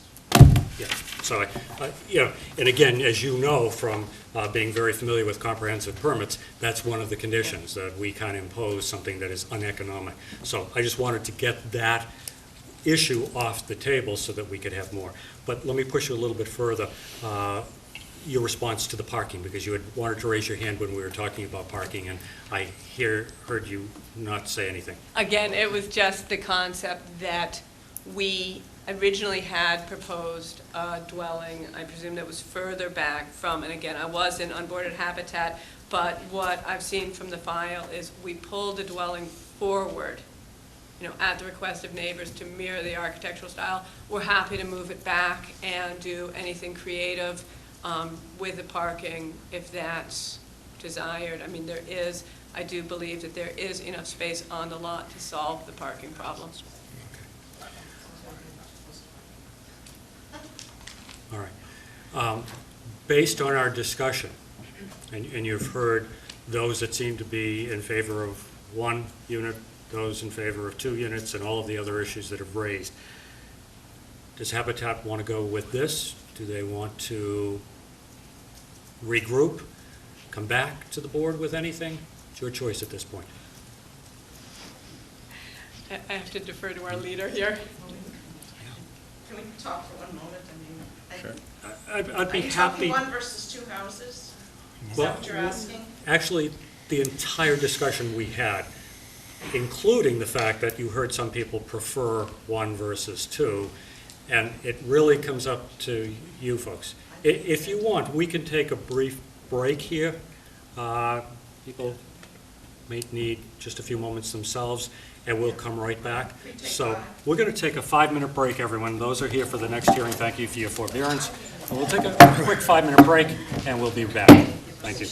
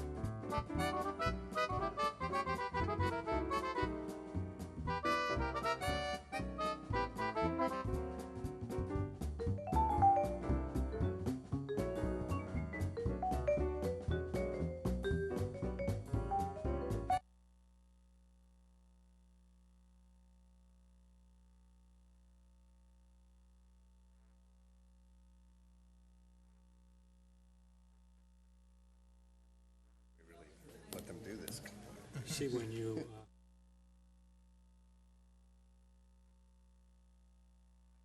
all right, folks in the last row, please.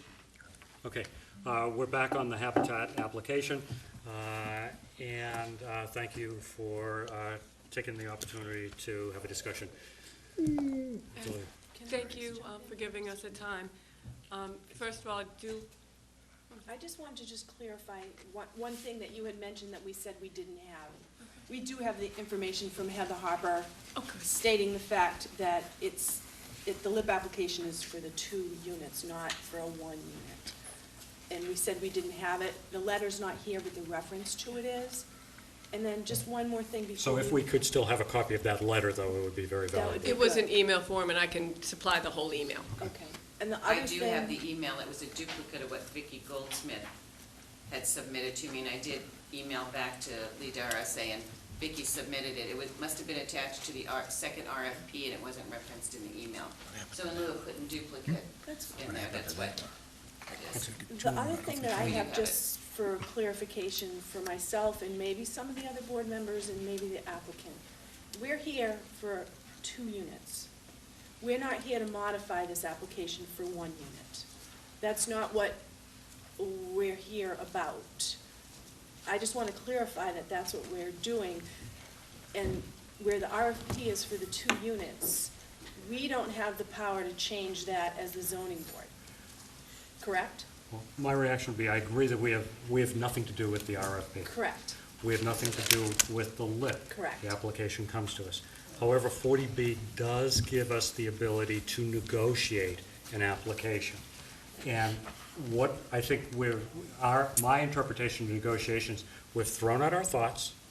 The applicant can now respond, which is what they have the time to do. And if they say, no, this is what we're doing, then we either take the steps to approve it as requested, to approve it with conditions, or to deny it. Okay. So my other statement would be then, we said before the break that, given the thoughts that, is it a one unit or a 2 unit? For us to then go and approve tonight, if we did think of that, a 1 unit, that is in total disregard of the RFP that the town has approved already. I don't want to create a problem after. It could be, but Right. let me say this. There's no way that we could possibly approve such a dramatic change in the application this evening. Okay. In fact, my guess is this board, as it typically would in a comprehensive permit or other difficult 48 permits, would be a draft, et cetera, for discussion. But we would need other preliminary plans. Okay, I just don't want to be putting that. Yeah, and out there. and I also. It's not substantially different than if you had a 100-unit proposal and you said, no, we think you should have 90. In terms of. Okay, that's all I wanted to clarify. And I also wanted to make sure that the applicant knew that they weren't on the gun for answering the question at this moment. If they need more time to consider what we've discussed, they certainly can have that. All right, Lidar, I'm sorry. Okay, it's. Sorry, I just wanted to clarify a few things that were. It is a complex issue, and the answer from Habitat's side is that we cannot come back with a 1-unit option. We have to do a 2. That is what we have. So the answer on 1 or 2, from our perspective, is 2. That's what we have. We can solve the parking issue and are very willing to work with that. We had moved the dwelling up because that was what was asked of us, and we're trying to be amenable. We're happy to move it back. Quick calculations, we can move it back 7 or 8 feet and get a lot more sort of turn width in there, or I don't want to be careful about using parking words, but we can get better parking in there and follow any direction on parking. There's ample room to solve the parking issue. So we would respectfully ask for time to come up with some options that work for the board and the neighbors, but we do feel we can solve the parking issue. We can also widen the road in front of the dwelling, in front of our lot. You know, there is a 15-foot layout. Just because the asphalt itself is small, there is a layout. We'll be doing enough work that that's not an issue at all. We can widen that. Again, I can't see a public safety issue when police and fire have said do not have any issues. And I think those are truly the experts. I believe what is happening is this is an issue that's all about density. And that is the intent and the mission of 40B, is to allow for an increase in density so long as it provides an increase in affordable housing, which is exactly what we are doing. We are proposing 2 affordable units, significantly past the 40B mandate of 25%. We're proposing 100% affordable. So we are very true to the mission of 40B and not inconsistent with density in the neighborhood. You know, there are other small lots. So we would ask that you approve this as a 2-unit project, and we will work to solve the parking issues. Thank you. Good, might be a couple of quick questions, which I will start with. You mentioned about widening the road. Did you mean the road or the paving? I'm sorry. Good question. The paving. You know, obviously we can't just widen the road layout. That's not our right. We would widen the paving to use more of the road layout to make it wider, safer, easier. Okay. And we would just do that, I just want to be careful, where we were in front of the lot. I mean, we're not proposing to widen the entire paved area of the road I got all that. the way. And then the other question, Lidara, was we'll change the parking by moving the structures back. Still keeping 4 spaces, stacking, curved driveway, or do you not know yet? With the direction that this is the last problem to solve, I think we'll work with our engineer, we'll work with the plans, we'll come up with a couple options. You know, we still want to work with the neighborhood and try to figure out, we know the problem can be solved. We'd want to take the time to get the best solution. Okay. Any other questions? I'm sorry to take the time. Any final questions or comments? Eric, and then I'm going to ask for Cerie's recommendations.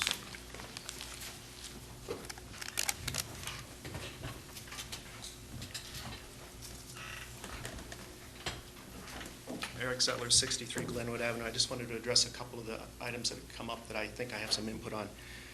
As far as the setback, that Habitat, that was the original design, I believe, and that was because they were being sensitive to the historical nature of the neighborhood.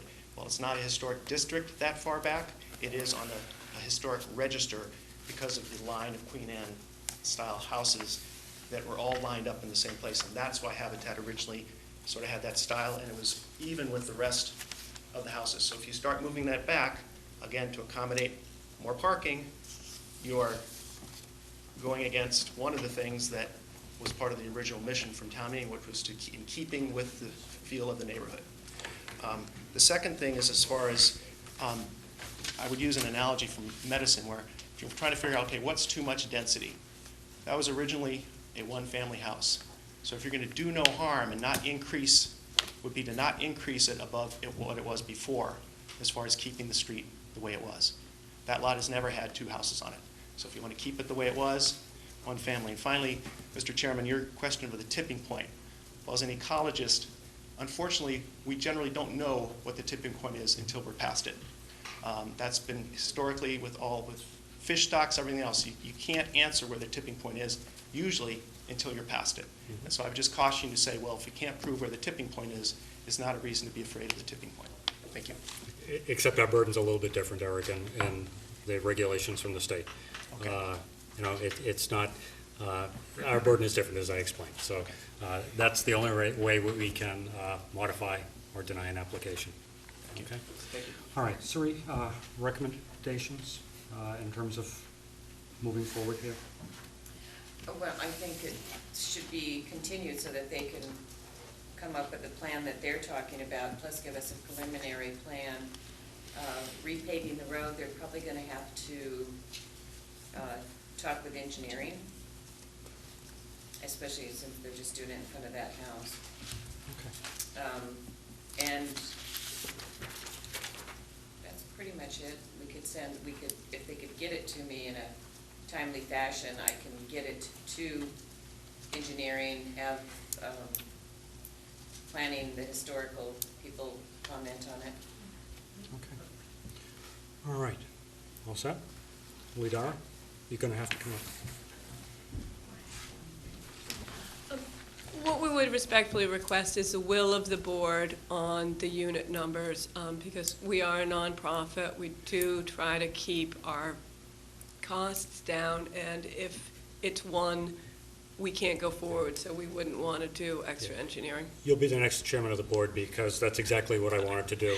I wanted to get a sense. No, thank you. Because if in fact there is, and I think the board knows that it is a majority vote on a comprehensive permit that carries a motion.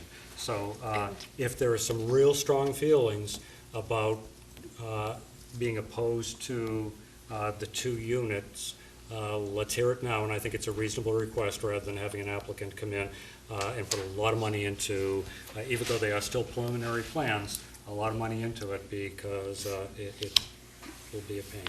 And could we also, please, if possible, get clarification on the number of parking spaces that are being requested, just so that, I guess, if 2 units is what we're moving forward with, we'd also like to know the number of parking spaces the board would like to see, if that's possible. Okay. All right. Do 2 units, how many?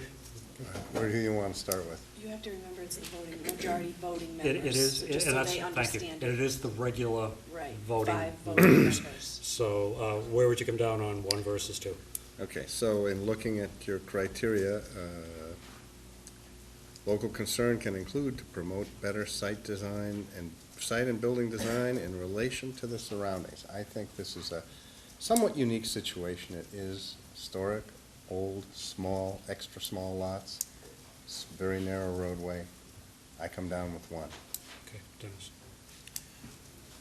I understood the neighbor mentioning keeping in the feel of the neighborhood, but the same person is also saying that parking's an issue. The 2 clash. That's what I said earlier. That's why you need. I think we're talking about a difference of either 0 bedrooms or 1 bedroom. If it's a single-family home, it could be a 3 or a 4-bedroom home. These 2 units together make up 4 bedrooms. I don't see a major difference at all in terms of density, and I'm very comfortable with 2 units if we can figure out the parking. And I was very happy that they came back this time with an increased parking space for the 1-bedroom unit. So I'm comfortable with 4 parking spots and 2 units. Okay. Scott? In recognizing that we're trying to find reasons to approve this and not reasons to deny it, I think that if they can satisfy the safety issue with the parking and remaining 2 units, I could buy off on that. Yeah. We're not finding anything. I mean, it is. Maybe it was a bad term, but this is what we're all wrestling with internally. Is this a doable project, and why is it and why isn't it, right? So personally, I feel that we look towards, I'm looking towards the good of it, and I want to approve it, but I have reservations. If they can show me personally that they can satisfy the parking issues, understanding that the abutters are kind of contrary on you can't have it both ways, I would tend to approve it if it was proved to me that the parking issues could be, the safety issues could be addressed, satisfied. I'm fine with the parking, and the 2 units, I'm fine with the 2 units. If that was a single family, they could have exactly the same parking configurations they have right there. They could have a single family with 2 parking areas. So I have no problem with the 2 units with the parking, as long as they can address the safety with moving the buildings back. My reaction is, I'm sorry that I just haven't heard anything that trumps the safety issue. And the whole purpose, as I mentioned earlier, of a comprehensive permit is to increase density in support of our affordable housing need. So I would have to say that the 2 units is something that I would be in favor of. In terms of answering your specific question in terms of the parking, I have to agree with what came up earlier and what was just mentioned now, that the need for parking is there because of the issues. What I am not willing to say to you is that I love this design. Because if in fact, even though, as I pointed out and was also just mentioned again, there seems to be a little contrariness in terms of to have them historic means on the street, but we need more parking and safety, pushes them back.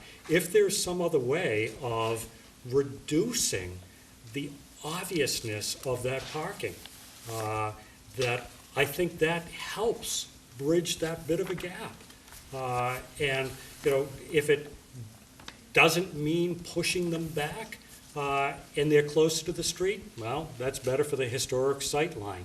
If it doesn't have to have, you know, 20-foot width of even alternative surface that will stand out looking very different, do it. But I'm just giving you my personal perspective. I'm not willing to say I like that design of parking. I like the idea of 4 parking spaces. If there's some way that you can still keep in mind the nature of that neighborhood, then that's your choice. Okay? All right. So the next thing we have is to select a date. How long do you think it's going to take you? That's going to be the consideration.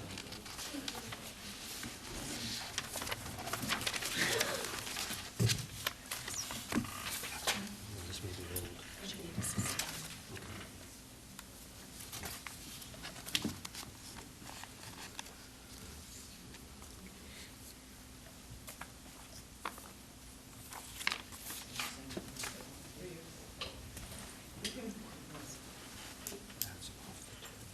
What's that? Approximately a month, 4 weeks. And what we also would ask, if it's possible, for the board's leniency to come back with new plans and know that if a comprehensive permit was issued, it would be contingent on Conservation Commission approving a new plan if we need Concom approval. Sure. So I think based on that, I think they can they, Jack, don't you think they can do that administratively possibly? If you're, because you know the area of which it's in, right? Where the coastal bank is, where your change is not designated considered line. significant, they can do it administratively. All right. So they'll be the judge of whether it's. And in that conversation, you might want to talk to them, since you're dealing with landscape and none of that's been submitted yet. Just kind of get a brief idea of what they would like, so there's, you know, invasive versus not, because they're very concerned about that, especially in that area. I gotta tell you, the only, June 21st, I have 3 hearings. No. And I think they were saying a month, so oh, yeah, you're right. Yeah, that's the closest, Yeah. unless And you wanna, The other thing, just Make to another mention hearing. for everyone too, is that one of our voting members' term does expire this June 30th. In all likelihood, that member, should he choose, will be reappointed. But if there is somebody that hasn't sat on this, it would be down to 4. Patty might have participated in everything, so we could, we I've still. sat in on everything. Right, okay, just so that you're aware of the technicalities of it. so it's up to the board right now. June 21st is the only hearing. There are 3 hearings that night. Either that or we make another hearing the week before. I mean, It's totally up to. I'd rather have the board's pleasure. one grueling night than Yeah. lots of little nights. Okay. The 21st of June, give you enough time? Does that accommodate you guys, the 21st of June? Okay. All right.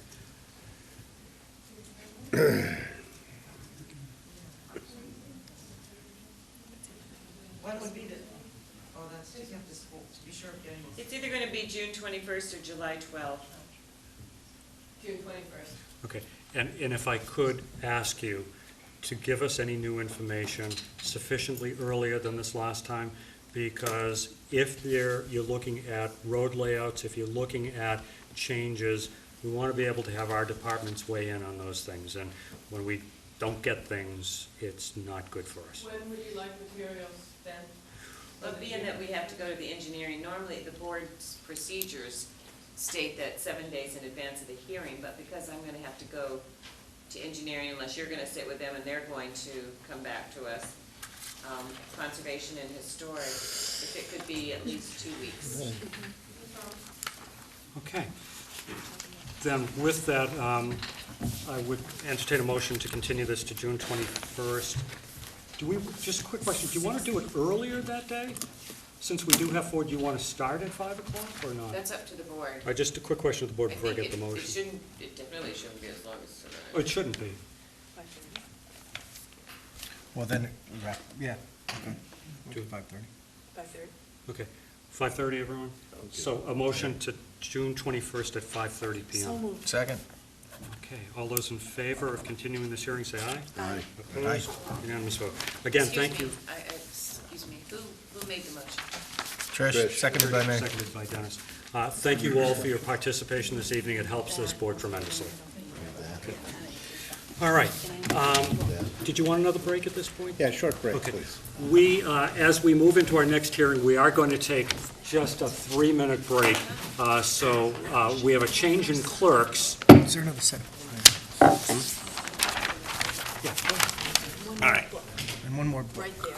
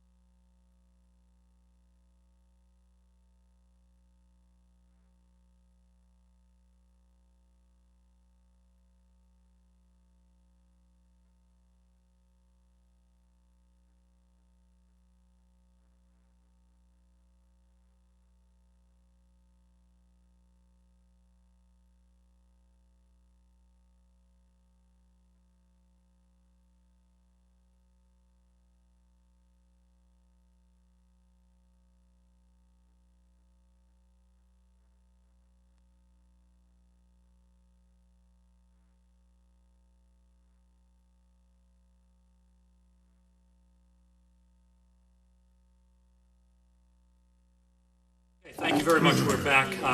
But I'm going to ask for everyone's forbearance just for another 10 minutes.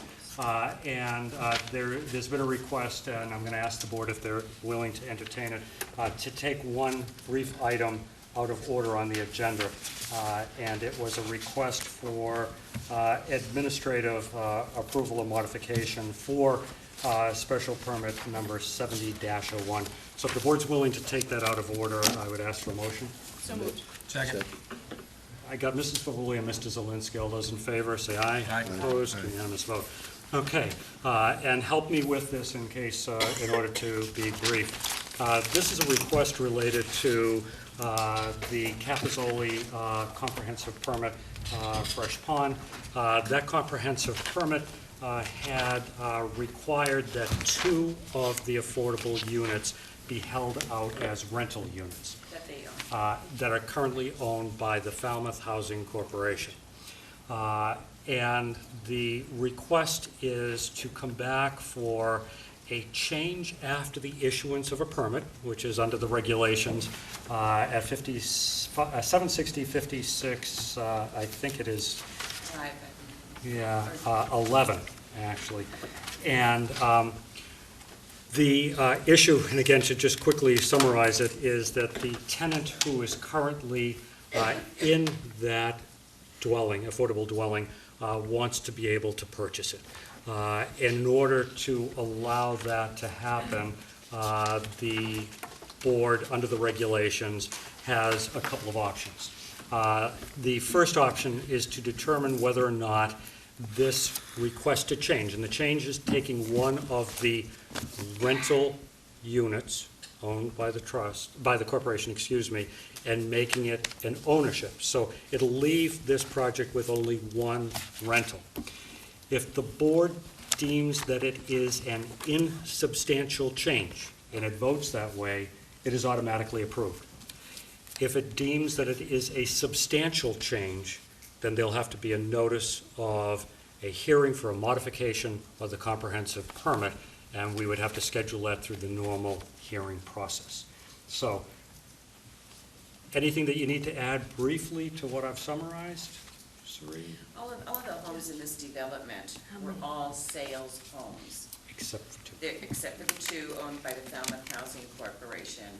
And that was, Bob could probably fill you in on how that came about, but it was a condition of the permit, and it was in both of those were in perpetuity. What he is proposing is, because of the status of somebody living there, the circumstances that have happened, it will be a sale unit also in perpetuity, so it will not be removed from the housing inventory. It will just go from a rental to a sale. It will maintain its affordable status, and it will remain in perpetuity. Any, yes, Patty? How many units are in this? Did you say how many are in that, so I can? I believe there's 35 dwellings, and I believe 9 of them are affordable. It's been a while since I looked at it, but I'm pretty sure that's. It's an older project. Yeah, I know. Yeah. I know where it is. Yeah. I've seen it. Yeah. So it would be, It instead the of only- 9 affordable units, now there'll be, 9. still be 9, There'll but still be Oh, yeah. there'll be 9. a switch in just one of them. One's home ownership and Yep. and Okay. one would be rental. Any other questions or comments? Bob, could I ask you a quick question? And I don't want to get into all of the issues in terms of who holds the comprehensive permit and the right to request this, et cetera, but if the board finds this to be insubstantial, the corporation willing to sign an indemnification agreement? Okay. All right, great. And I did talk with the town council, and he said that he believes it's doable, and he was going to send me an email. Right. But if we're going to act on this, I just want to protect the town with an indemnification agreement, so. Right, that- I'm just explaining that to Yep. the board, that I And did talk with town since council. since that was purchased, we've built 143 additional rental units in town. Not at this location? Not. Okay. All right. Any other questions? Then, again, the issue is substantial or insubstantial. So if there is a motion to consider this request insubstantial, we do nothing further other than it would have the condition of the indemnification agreement. I'm comfortable, if I am everybody's too. comfortable making a motion that it's insubstantial, that there's no impact. Yeah, and I'll second that. Okay. Any further discussion? All those in favor say aye. Aye. Opposed? Aye. Unanimous vote. Thank you, Bob. Good luck on that, and we wish the owner well. Okay.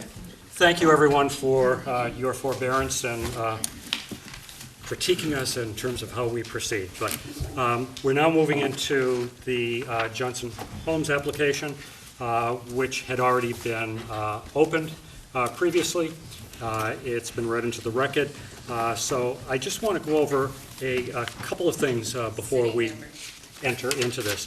First of all, the sitting members are, and I did have it written down, Sari. Yeah, you did. It's all right. Here we go. And the sitting members are myself, Ken Foreman, who is going to be our acting clerk, Dennis Murphy, Scott Zelinski, and Patty Johnson.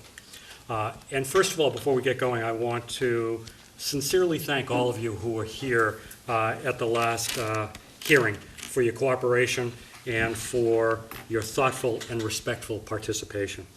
As you know, our goal is to gather evidence through testimony, site visits, and review of documents to determine if the relief is sought by the applicant is in keeping with the intent of the zoning bylaw. And because there are so many of you that are interested, I just want to briefly go over our hearing process. And that, again, is, as you demonstrated your ability last time, please show your respect and courtesy, not only by shutting off any cell phones or electronic devices that you might now, but listening to the applicant, listening to those who are witnesses, those who have been identified to come up and speak. Kindly refrain from private conversations, either here in the hearing room or outside of the hearing room, because we're going to try to listen to everything that comes before us. Kindly refrain from making any derogatory statements. And the process that we'll go through is similar to what we did the last time. We're going to ask the applicant to update us since the last time that we met. After that, we're going to ask the clerk for any updated referral information from any of our departments, any communications that have come in to summarize them, because there have been plenty. The board will ask questions, and we will then turn to the public for comment. And again, the categories that we'd like to look at are those that are in opposition to the application, those that are in favor of the application, those that have any questions. Please wait to be recognized by me. Come up, identify yourself, your address, and we'll gather as much as we can and try to make the best possible decision that we can this evening, okay? So again, thank you very much, and I'll recognize Jeff Nickerson. Will you recognize me first? I, of course, would recognize you. Well, good. You did recognize me. I would like to recuse myself from this hearing. Okay. Thank you very much, Patty. All right, so that means that our voting members will be myself, Ken Foreman, Dennis Murphy, and Scott Zelinski. David was not a member of this board at the time that this was open, so we will allow him to participate if he chooses, but that's it. Patty, thank you very much. Okay. Okay, Jeff. Good evening. For the record, my name is Jeff Nickerson. I work for the firm of Oppenheim & Nickerson here in town. Here tonight on behalf of Johnson Homes, the Jeff, applicant. do me a favor and speak up just a little bit, because I'm having trouble. I'm sure everyone else might, and the TV audience I know wants to hear you. All right. Thank you. Sorry about that. Jeff Nickerson, for the record. I work for Oppenheim & Nickerson, law firm here in town, and I'm here tonight on behalf of Johnson Homes, the applicant in this application. It's been a while, so just by way of background, this application is pursuant to zoning code section 24051. We'd like to seek an application to build multifamily dwellings on a property on County Road in North Falmouth. Since we were here last, I believe at that time we were seeking permission to build 15 multifamily units on this property. That's been reduced now to 12 units.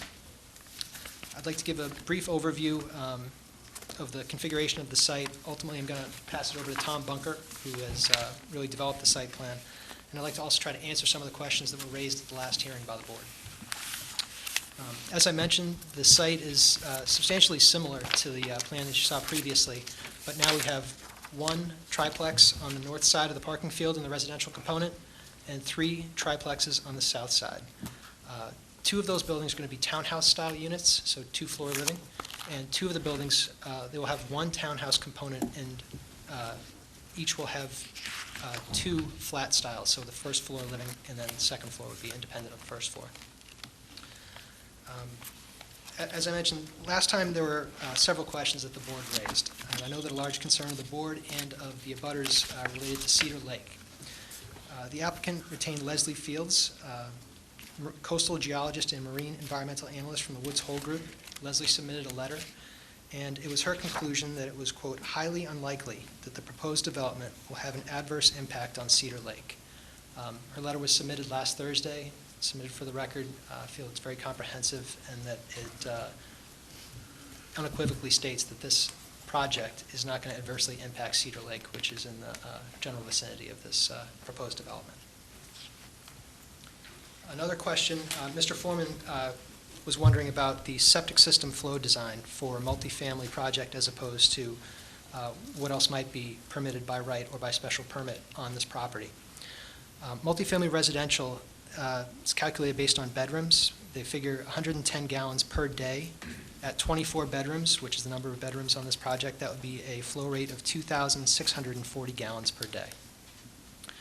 There are also office use is one that would be permitted by right in this zoning district. That's calculated based on, essentially for a doctor's office, they figure 250 gallons per day per physician, and for a dentist's office, it's 200 gallons per day per dentist. It's a little bit difficult to figure exactly how many physicians or dentists would be working in this area. It would be possible to build 8,000 square feet worth of office space. If there were 30 physicians, that would be a flow rate of 7,500 per day, which is well in excess of what would be permitted or designed for in multifamily residential. Also, a restaurant would be permitted in this zoning district, and for a 200-seat restaurant, it would be a 7,000 gallon per day flow design. A concern of the board was where school children might congregate waiting for buses at this project. Along our side of County Road, there is a sidewalk that runs the length of this parcel. There's an existing crosswalk that goes over to the park, which is across the road, and there's also a sidewalk over there, plenty of room for kids to stand and wait for a bus, if a school bus stop were established there. There's currently, to my knowledge, not one. In terms of size, I also wanted to point out that these units are going to be roughly 1,100 square feet. The board was also wondering about a second means of pedestrian access from the residential component down to County Road. That's been provided. There's a set of steps midway through the site plan, some proposed pathway or walk that runs alongside the parking on the lower portion. They could then cross over, and there's an existing walkway that would lead right to County Road.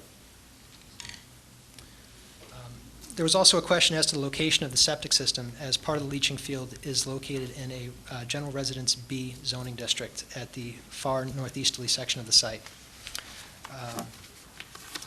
In this board's decision in appeal number 7201, there was a very similar project on Westmoreland Drive in West Falmouth, comprised of 3 zoning districts, a public use, business 3, and residence B, which is exactly what we have in this instance. In that case, Town Council Frank Duffy concluded that this board could permit a component of a septic system to be in the residence B zoning district based on the fact that multifamily residence use would be permitted in that zoning district. And so, given that this board has concluded that that was appropriate in that case, we would ask that you also similarly conclude in this case. Jeff, if I could ask you still to speak up just Sure. a little bit. I'm having difficulty. Okay, thanks. I'm sorry. In terms of emergency access, I'll let Tom discuss that a little bit. He had, we've had a couple of meetings with the fire department as to accessibility of the site. There was also a question about bulkheads. There will be exterior access to the basement on the flat style units. Those are shown on this plan and included in the density calculations for the lot. Traffic on County Road, again, Tom did a site distance analysis that he can describe in some detail for you. There's a question as to snow removal at the last hearing. Given the amount of green space on this, we feel that there's more than adequate area to remove snow from the parking area.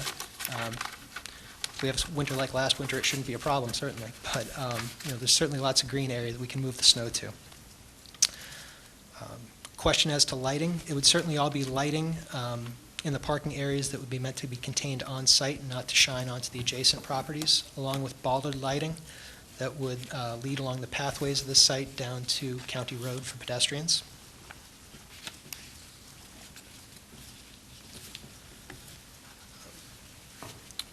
There was also a question about the septic system and its design. It's designed in conformity with Title V, and given Leslie's letter as to the impact of this on Cedar Lake, it seems entirely appropriate to have this type of a design.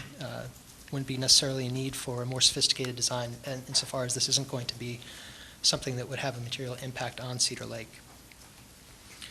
I know that one of the big questions, Mr. Chair, you asked whether we had calculated how many units would be permissible if we used only the lot area of Lot 9 as it currently exists. If we were to exclude Lot 8 from that calculation, it would be 7.776 units. The special permit application that we're here for tonight, if granted, would apply to the entirety of the lot, so both Lot 8 and Lot 9, which would be merged together. All of this would be subject to the special permit. If we calculate the entire area of the merged lot, which would be 2.61 acres, the applicant could seek 15.66 units. As I've mentioned, we're only asking for 12 units, which is a substantial reduction from our initial application and even from the most recent hearing that we had with the board where we asked for 15. I would point out that in a business district, as we have here, multiple uses are permitted. There's been no stipulation in any portion of the bylaw that I've seen where one use has to have that counted out or deducted from the portion of the property when calculating any other use in a business district. I would direct the board's attention to the Spring Bars Road project. That's a situation where the board permitted commercial use on the first floor and residential use on the second floor. That area of that site is less than 1 acre, but 6 residential units are permitted there. If we were to deal with a similar situation here, the owner of Lot 8 could come in and request permission to build a residential component over his existing commercial component. Essentially, that's consistent with how the board treated the Spring Bars Road project, and it might be consistent here.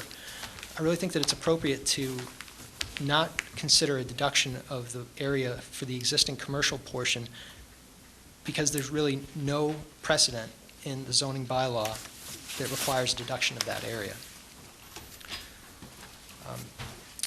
In terms of lot coverage, I can point out that as proposed, this lot will be covered by 50.50% structures and paving.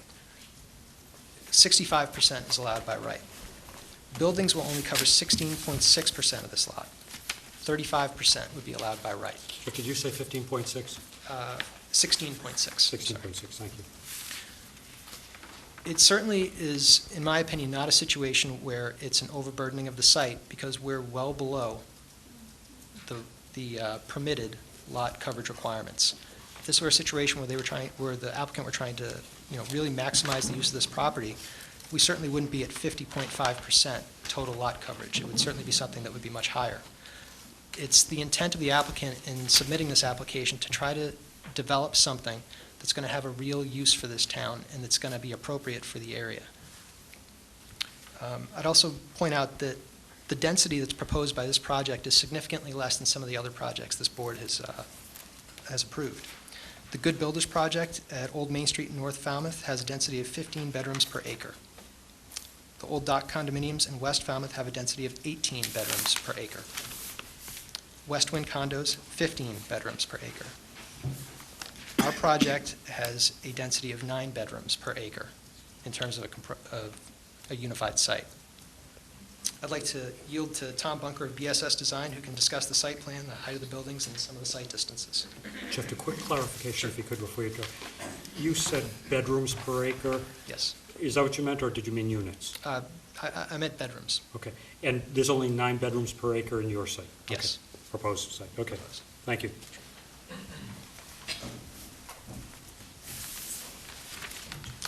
All right, thank you. I'm Tom Bunker with BSS Design, and I think Jeff has gone over most of what I was going to say, but I'll work on it again. As you mentioned, we have dropped one triplex unit, triplex building from this plan, so we do have just 12 units on this site. And I could go over the changes in the plan, starting out at County Road here. We met with the fire department. They had some concerns, mainly when there were some 90-degree parking spaces along here. They objected to having the possibility that people would back out into the path of their emergency vehicles. So what we've done, we've eliminated basically all of the spaces that were here, except for one handicap accessible space at this point here, because you have the ramp is there now, and that will be accessed from County Road. Just pull in and pull up parallel to that the unloading zone there, and then can pull back out and go around to exit the site. There's a loading dock here, and what we've done for that one is we opened up and got rid of one space that was in this location, so we now have what's a conforming loading zone, conforming to the current town zoning, where before there was none.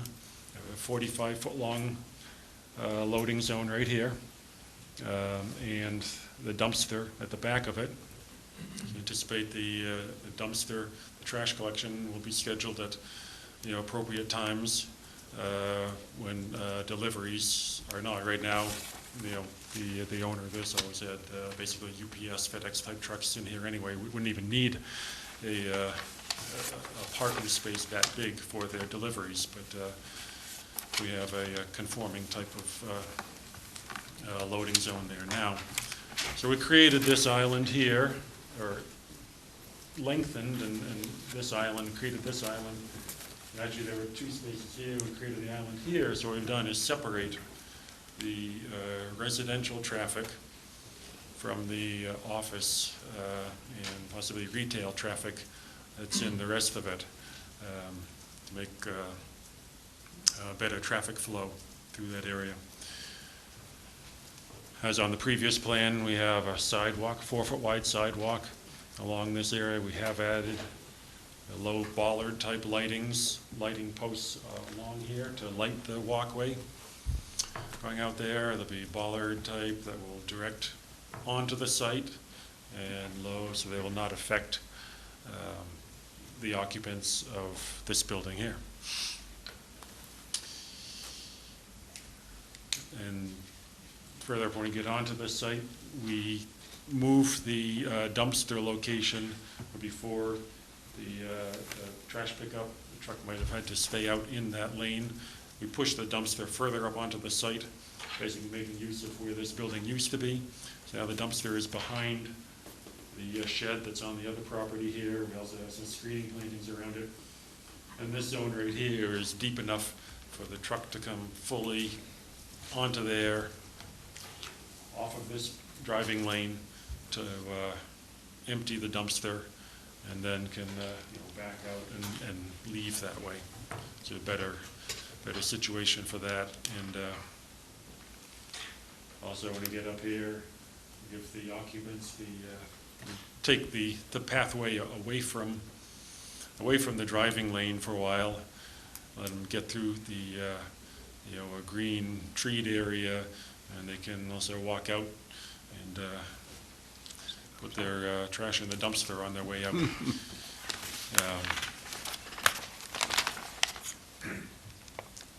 And also it made use, this is for the fire department too,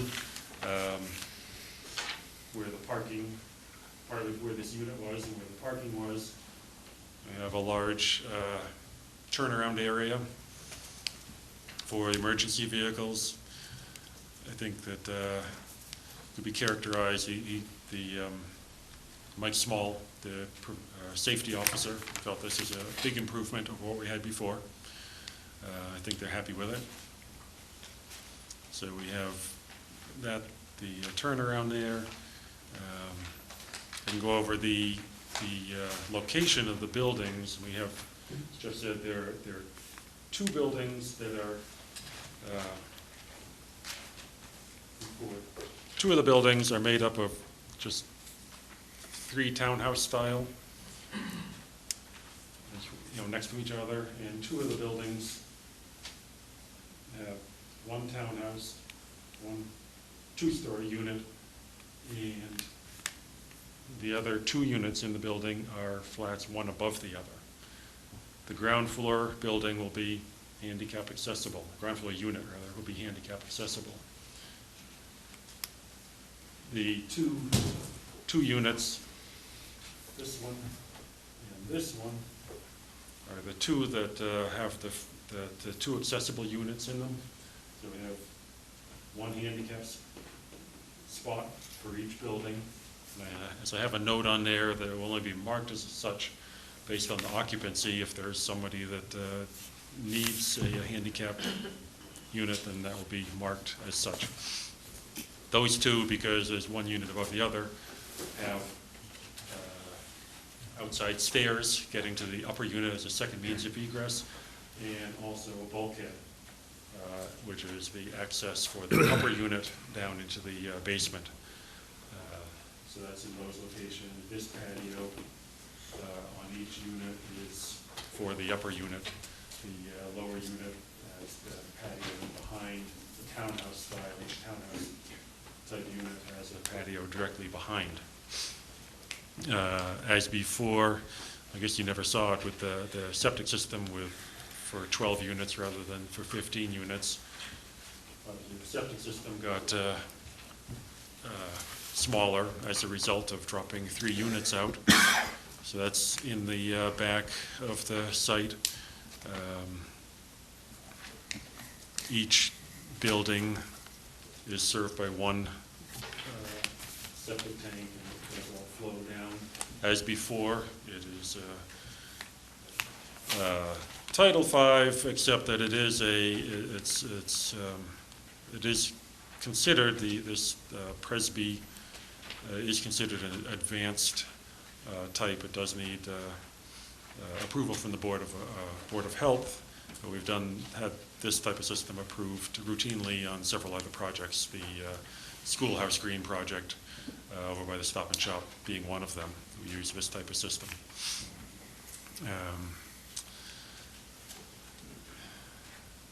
We also have, as Jeff mentioned, some steps going down the hill here. So there are 2 ways for people to walk down, and people might obviously just want to walk down to a doctor's office, but if they're going this way to the bike store or to the convenience store down there, obviously they can come down this way and walk through, or they could go this way and go this way up to if they're going to walk up to the beach or in that direction, or the library.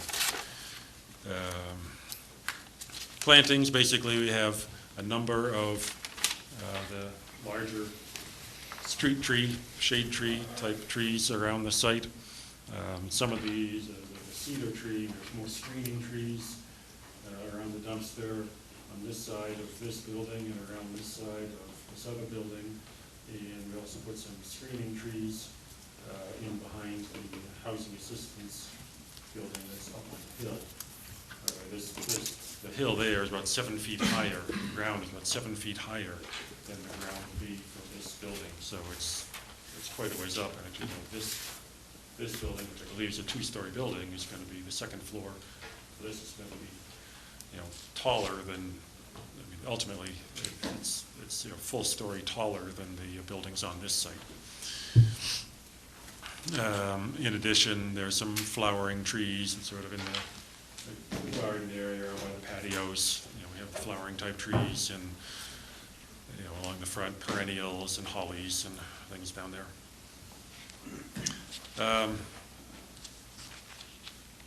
We did, in your package, there's a site distance sheet which There's the first one I sent in. There was a comment from the engineering department tucked inside the regulations of town code. They want the site distance calculated from 12 feet back from the back side of the sidewalk. So rather than pulling up to the road, as I did for this one, 12 feet back is where your eye would be. So I did go out there just this morning and check that. 12 feet back, up the minimum stopping sight distances in both directions, and there is still visibility from here to a car or a person in both directions. That's assuming 30 miles an hour, which frankly, coming from this side, I don't think anybody's going to get to 30 miles an hour because there's a stop sign right up here, unless they're really trying to get that fast.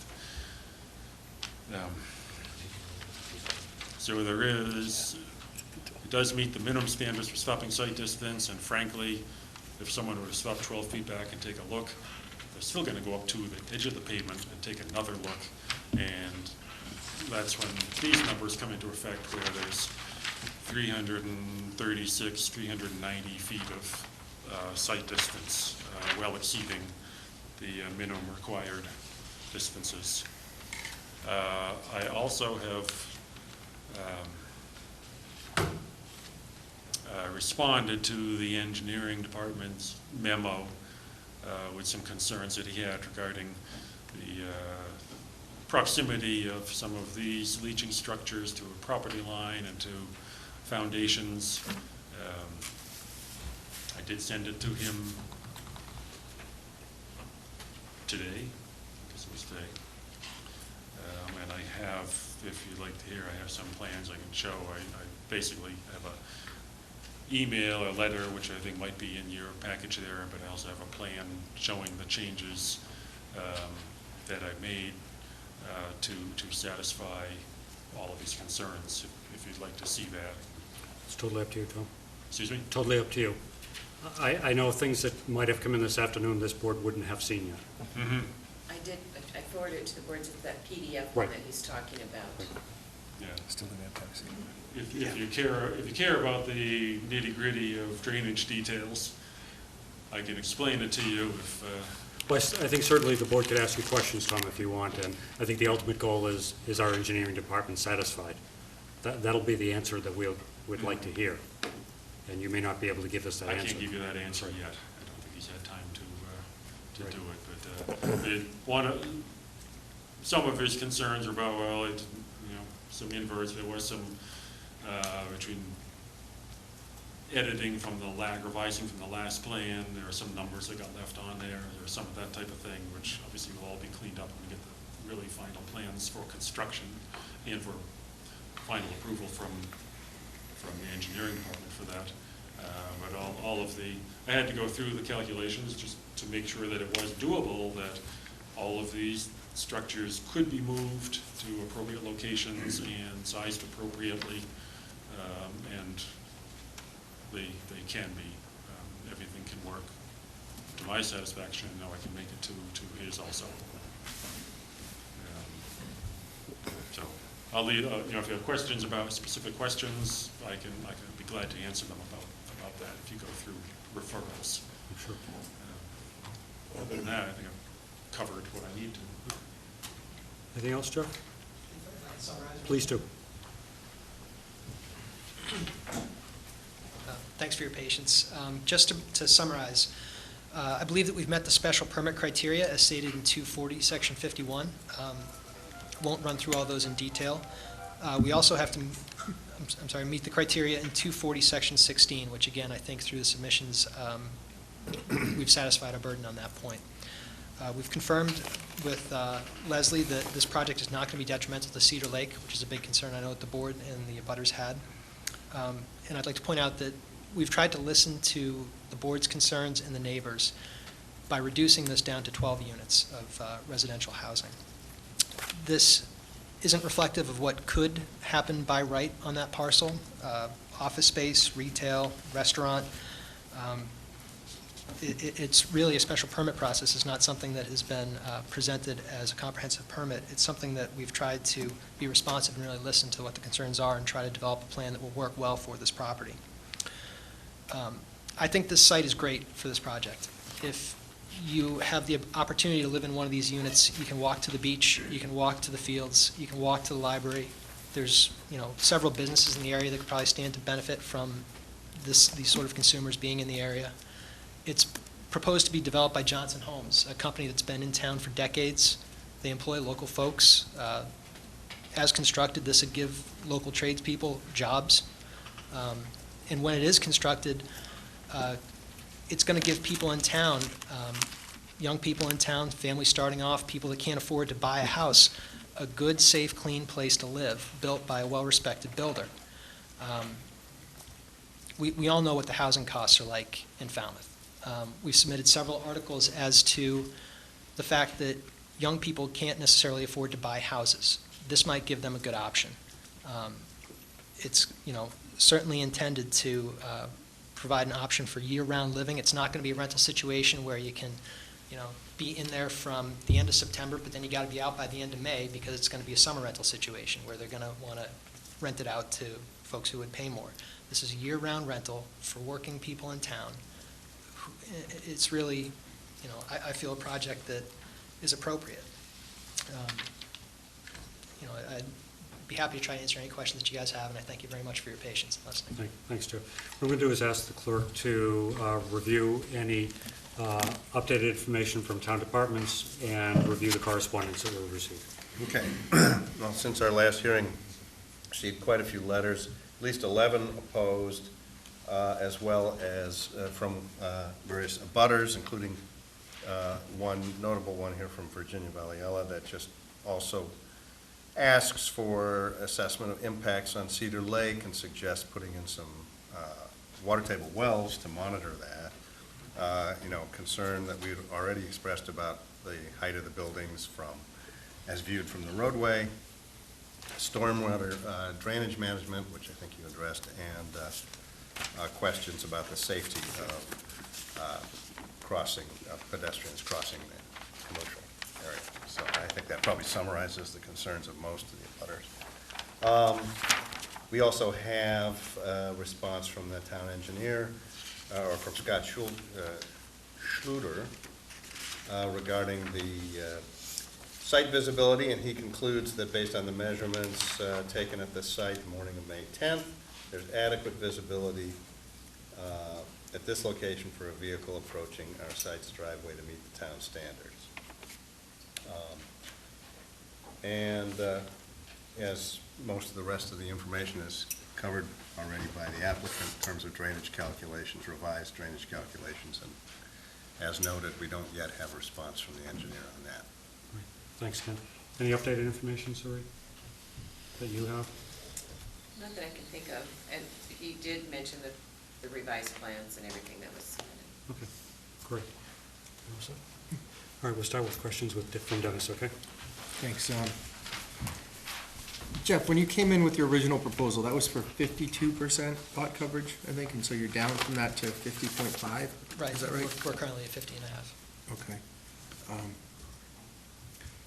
You might have mentioned it, and I just might have missed it. Was there bike racks? I know we talked about that at the last hearing. The intent would be for every unit to have a bike locking mechanism at the unit, whether it's an eye bolt or some way that you can secure your bike outside.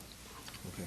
And there was some talk, and I know that, Tom, I think you said Brian Curry had been to some seminar and said that painting the sidewalk is as effective as actually raising a sidewalk, and I know this board had expressed a different opinion, so I know you're getting butting opinions from different boards, but you're sitting in front of us tonight. Are you still proposing to just paint a line to differentiate the sidewalk from the road?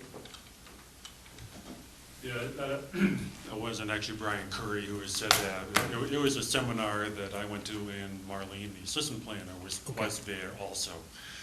So I wasn't putting words in their mouths. But that's what the Mass Department of Transportation, and they said that that's an acceptable way of doing it.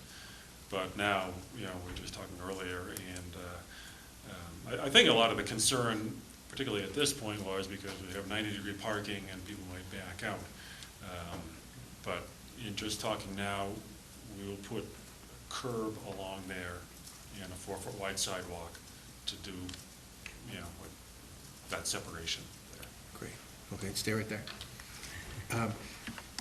Was this you? Did you create this? I did. I thought so. Could you just explain it to us? I This cobbled goes it over the together. the height of the structures. I know at the last meeting there was confusion about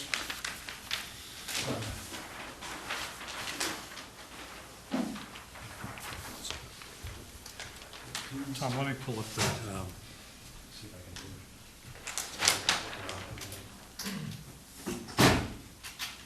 I can put it up next to you here.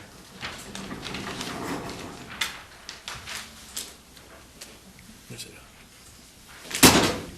Yeah. Well done. This is a diagram of how zoning defines the building height. There's confusion, I know, in that letter that Ken just read. The appearance of the height of the building from County Road. And that's not really what I'm addressing now. It's a matter of compliance with zoning. This, I've rotated this from the site plan. This is the building behind, building 4 is behind the existing building 2. Could you just point it out on the other one, just so? It's this building here. Thank you. I rotated it this way so that we're looking at this building this way, so we're looking at this elevation of the building here. And this is the building where the existing grade before construction is the lowest. It's because right in behind building 2, look at the topography, there's a valley, so I get up elevation 40, 38, 36, and it drops down to elevation 30, and then it goes back up to 42 and 44 on the 44 up at the property line there. This, I drew this line on. It's not to be read as exactly to scale, but the grade starts up here, it goes down, and then goes up again. This line here is the average of the elevation, average from here down. It's defined as the average grade along the actual street-facing side of the building. So I highlighted this line right here. So the average grade right here is 32.2. So I just drew this as an average line across here. And so then I have the other calculations here. So the finished grade of the building is 36.5. The foundation has to have an exposure of 8 inches above finished grade. The top of the foundation is at elevation 37.2. The buildings are designed to be 28 feet 10 inches from the top of the foundation to the peak. We come with an elevation of 66. And that is 33.8 feet above natural grade. Grade before construction. So that's at 33.8. Now it turns out that this building is because it has a ramp going up. This building, the 2 flat style buildings, are going to be recessed into the foundation by a foot. So this building will actually only be 11 inches. It's going to be recessed 11 inches on it.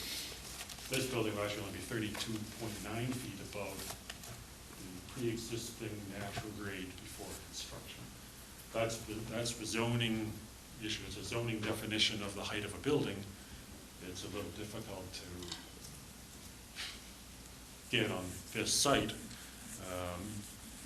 This other building here is at an elevation where the ground is at elevation roughly 42. But the finished grade is going to be 36 something. So actually we're cutting, that's going to end up being only about 20 feet tall according to zoning. Whereas this one is 33 feet tall according to zoning. But on the site, they're all going to look the same. And like I said before, these buildings will all be, well, let's say that the finished grade, these are 2-story buildings. There's this building up on the top here, which I believe is a 2-story building. The finished the ground here is at 44, the ground down here is 36 something, so that one is starting 7 or 8 feet higher. So these buildings are actually going to be less high than the one up on top of the hill. Because this land is higher, we're 250 feet back from the street to the first building or so. It's up on a hill. It's 10 feet higher roughly than county roads, but it's way back and up on a hill.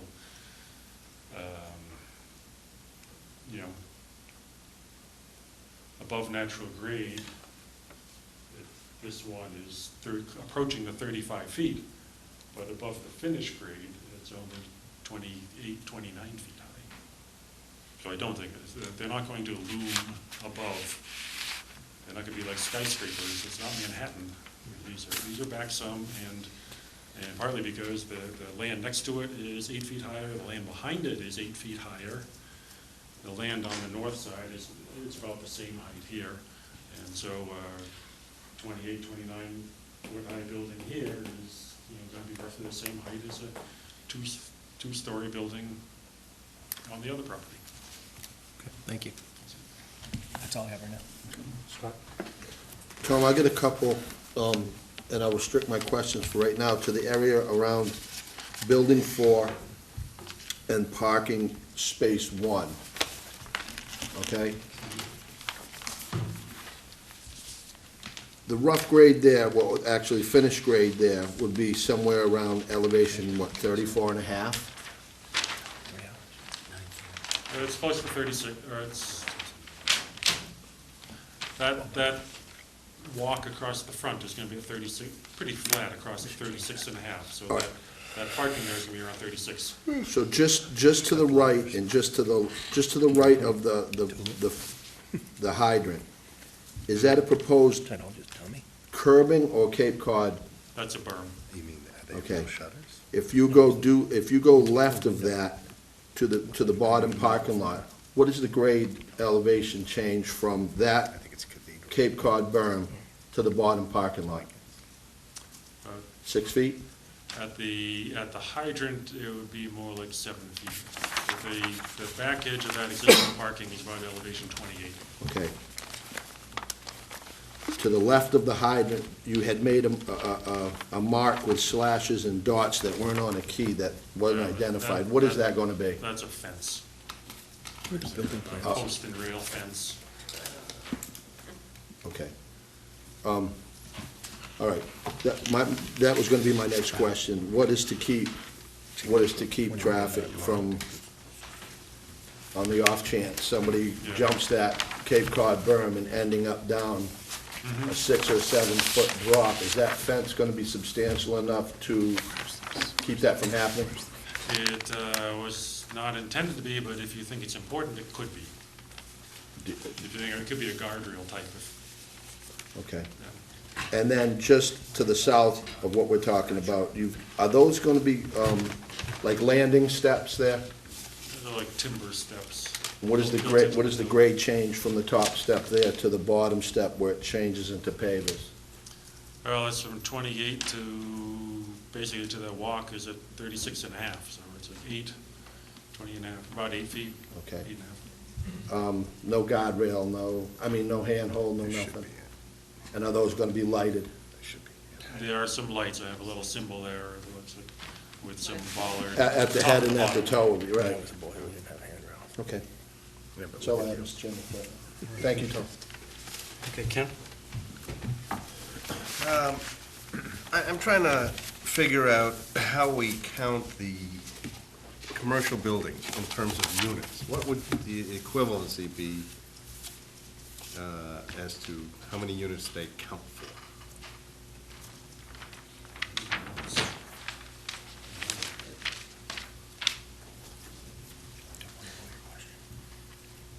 I would say they would count as 0. They're not a dwelling unit, as defined. They are something. Right, they're a commercial use, existing commercial use.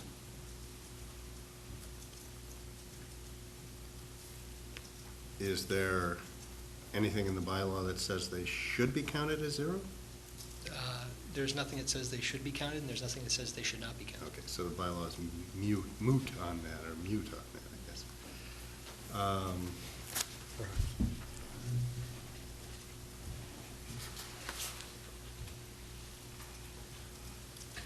You mentioned that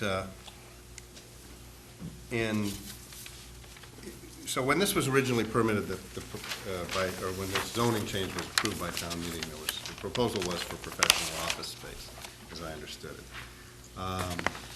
And you mentioned 2 4,000 square foot buildings or 8,000 square feet, and you thought you could have 30 physicians in there? That was an estimate. I don't know it's necessarily possible. How much square footage does that work out to per physician? Well, if we were to say 40, it would be 250 per physician. And that's a pretty big space, I would say, for an exam room. Most of the exam rooms I've been in are pretty small. Right, but the last time I went to one physician, there were 4 or 5 exam rooms and an office, nurse's space and so forth, and waiting room. Well, Clearly, if we assume physicians half, need more than a 16 by 16 space to operate. right, so even if we assumed half, 15 physicians in 8,000 square feet, which I think is pretty generous in terms of size, the design flow would still be 3,750 gallons per day, which is... I'm just wondering if there must be information on physicians' offices. How large is a typical physician's office in Falmouth? There's lots of physicians. Before we surmise how many you're going to cram into 8,000 square feet, why don't we get some data on that? I can answer that. We'll give you an opportunity afterwards, okay? Because, you could have proposed any number for that. And it bears on the question of public good, which is, one of the criteria in the bylaw is what public good is being served by having multifamily housing on this site. I would say it's a substantial public good. We have lots of office space in town that's currently vacant. This is a situation where we have articles that we read about, people leaving Cape Cod because they can't afford to live here. The idea is to provide rental housing that's clean, safe, affordable, new, that these are going to be rented to people and actually be a reason for people to stay. Right, but there's nothing in the approval for this or in the conditions that stipulates what the rent is there? No, but given the Is there size... anything preventing the owners from escalating the rent over time? Well, I think the size of the units in and of themselves is self-limiting. These are 1,100 square foot units. That's only going to bear a certain rent in the market. I agree with Well, that's a reasonably sized rental unit, it sounds like to me. It's not a 700 square foot or 500 square. Anyway. Keep it to questions. Yeah.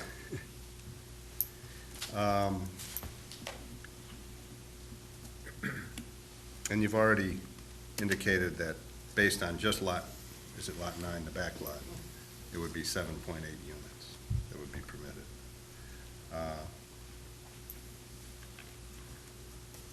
I think for now, that's probably Okay, thanks. what I can David, did ask. you want to weigh in? No, not at this time. Okay, thanks. great. Jeff, I've got several, and some may have already been answered, so bear with me, I'll just try to get on the list, okay? The emergency access, at one point, and I may have misunderstood the memo from the fire department, wasn't there a consideration of access to the easterly side of that lot up to the multifamily dwelling units? That was proposed as a potential second access point. I think ultimately the fire department informed us that that wasn't necessarily what they were looking for. Okay, so there is no second access point or emergency access, just what you've done in terms of the one driveway? Right. Okay. The pedestrian crosswalks you've answered. The flow comparison you answered. Thank you for the answer for the primer on the height calculation. Jeff, are you basing this revised proposal on an A&R approval of the planning board? I'm sorry. You want to combine the lots? So Yes. we would have to- it's based upon getting an A&R approval from the planning board. Yes. What's the status of that? Have you done anything on that?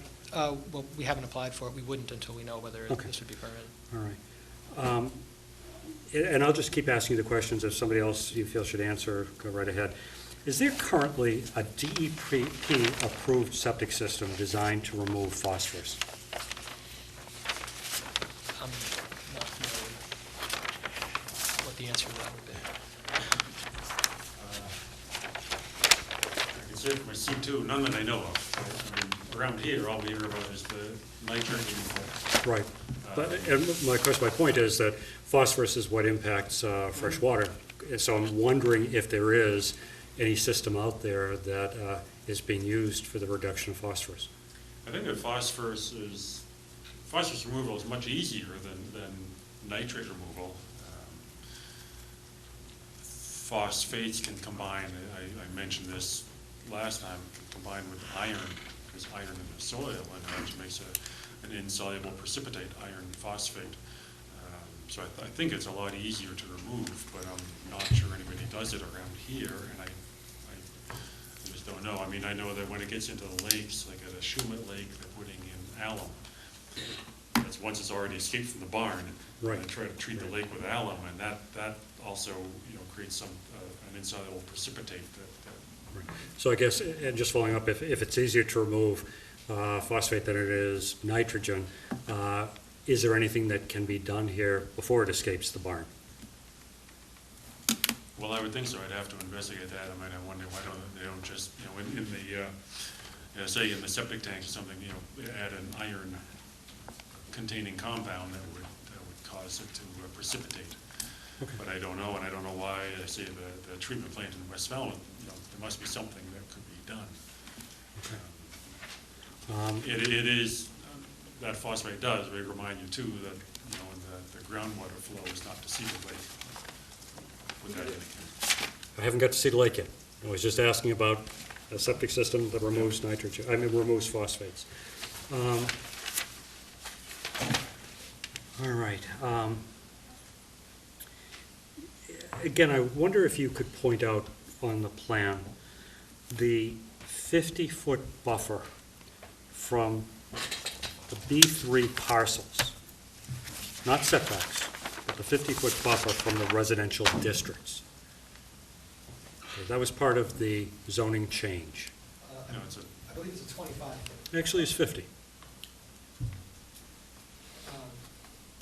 I believe, I'm sorry. Well, In the zoning, the explanation on Article 7 was the planning board believes this site to be suitable for an extension of the existing business 3 zone. A suitable buffer of 50 feet is provided for abutting residential districts. This rezoning allows for an expansion of the uses allowed in business 3 district. So I'm just asking if you could point out, if you have it, where that 50-foot buffer to the residentially used or zoned districts are. I think what they're talking about, and there's some confusion here, the zoning change itself was back 25 feet from the property line, and there's a 25-foot setback from the zoning line. And that would give 50 feet. I don't think I'm confused. I was just asking if you have it, if you could point it out for us. Well, there's 50 feet to the property line, not to the zoning line. Suitable buffer of 50 feet is provided for abutting residential districts, not lot line, Right. zoning districts. Well, then, I guess, how is it provided? That's what I was asking you. Right, but on the zoning change plan, we interpret that as being, the zoning line is 25 feet in, and then there's another 25-foot setback from that, which makes the 50 feet. So there's nothing, I can't answer, that's what I'm asking you. Yeah. I saw it as being, you have a zone of B3, there's got to be a 50-foot buffer to any residential area, so I'm just asking for clarification. zoning requires 25 feet from a zone in which the use is not permitted. Okay. Multifamily residential is, a use is permitted in B3.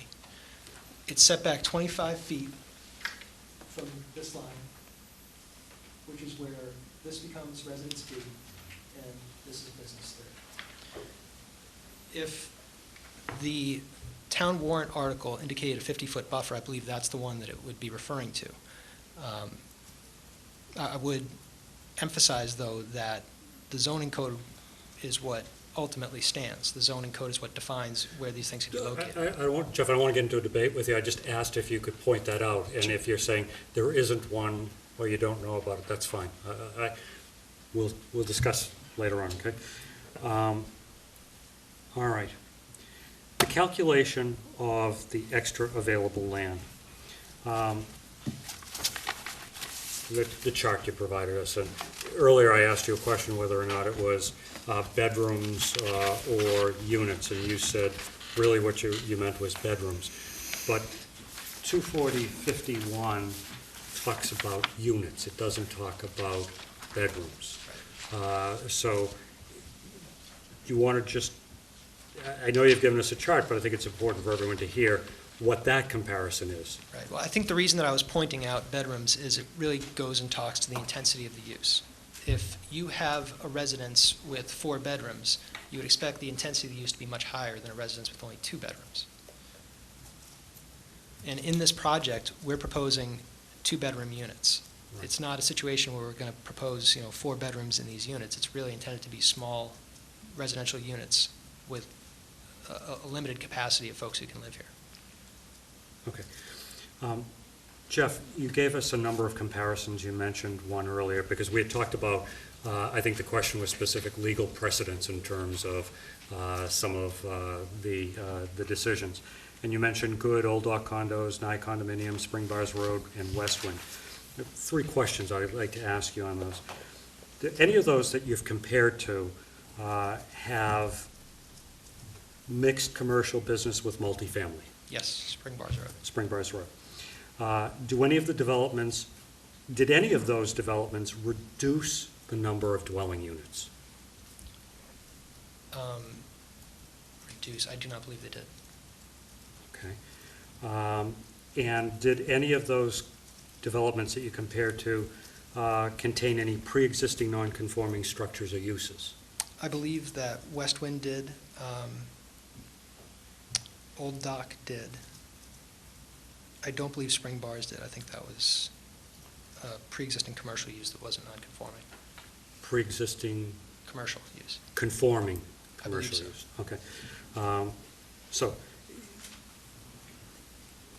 wouldn't pre-existing non-conforming status have a different calculation than 6 bedrooms per unit, per acre?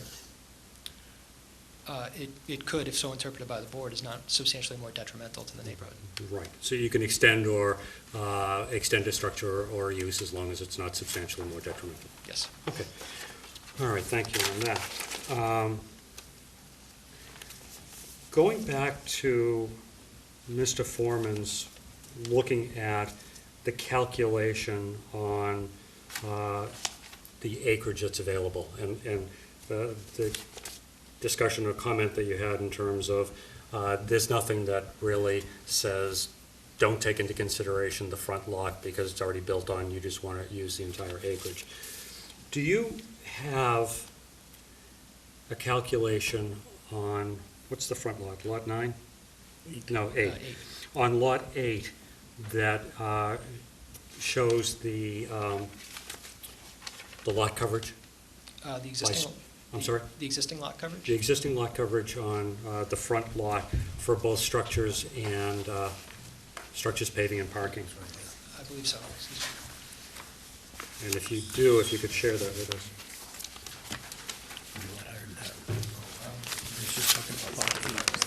So the existing lot coverage on Lot 8 is 11,516 square feet for structures and 34,703 square feet for structures and paving.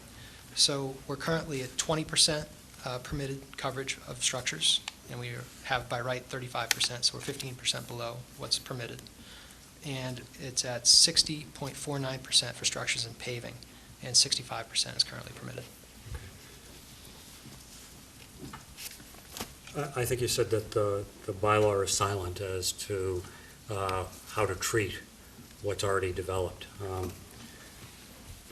would you consider it all reasonable that if you have already got coverage on that front lot of 60.49% in total parking, et cetera, structures, paving, that would leave you less than 5% of that front lot that could contribute to the multi-family housing? I would not agree with that. Okay. Why? Because what we're proposing is not Lot 8. What we're proposing is a combination of Lot 8 and Lot 9. Right. And? And the combined area of the lots is 2.61 acres. I get that, but I don't know why you don't think that's reasonable. Let me ask another question then. B3 allows for single-family residences by right. So if 50%, or if the entire front lot was covered by single-family residence, are you also suggesting that we would count the front lot into the calculation of density for multifamily dwellings? I'm sorry, I didn't follow the question. If you could just repeat it for me. Instead of commercial buildings on the front, by right use, single-family homes, okay? You max it out in terms of the lot coverage.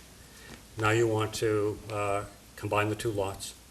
Would it be the same argument that you would make that the multifamily development on the back lot would be able to take into consideration all of the acreage, despite the fact that it has single-family homes on it? I would for two reasons. Okay. The first of which is in a business district, it's not only permitted to have one specific use. There can be two uses in the business district. The second point that I would make is if the lot as combined with the structures as proposed is below the thresholds or the limits as to lot coverage, then I think that it complies with zoning and would be reasonable to calculate both lots when determining the number of multifamily dwelling units. Okay. Is Lot 9 currently a buildable lot? I haven't done analysis independent of Lot 8 as to the buildability of Lot 9. It could be that it's grandfather. I know it's been there for quite some time. Yeah. That would be interesting to see. Okay. Sri, your tape, I think, just, excuse me just a second, Joe. Well, that's it. Okay. All right. I think those are the last of my questions without going into the engineer's memo. But I think we'll need to have some information on that. Okay, anything else, Jeff? Just, I would like to point out that it would be permissible for, I think I pointed out earlier, if Mr. Bagarella and the unit owners on Lot 8 were to come in and seek a special permit, they would still be able, with respect to Lot 8 only, to ask if it would be permissible to put units above what they have, which isn't something that we're asking for here. We're trying to... I'm sorry, Jeff. I'm sorry. I'm having such a hard time hearing you. I'm sorry. I missed all of that. Right. So the Lot 8 use, as it currently exists, it would be consistent with zoning if those owners were to ask if they could put residential units above the existing commercial units. Yeah. What we're trying to really develop here is a plan with a complementary use, a residential component in the back, commercial in front, that, really is an appropriate use of this site and is complementary and is really in keeping with what is in the neighborhood here. And I'd ask that the board consider that when it's going through its deliberations.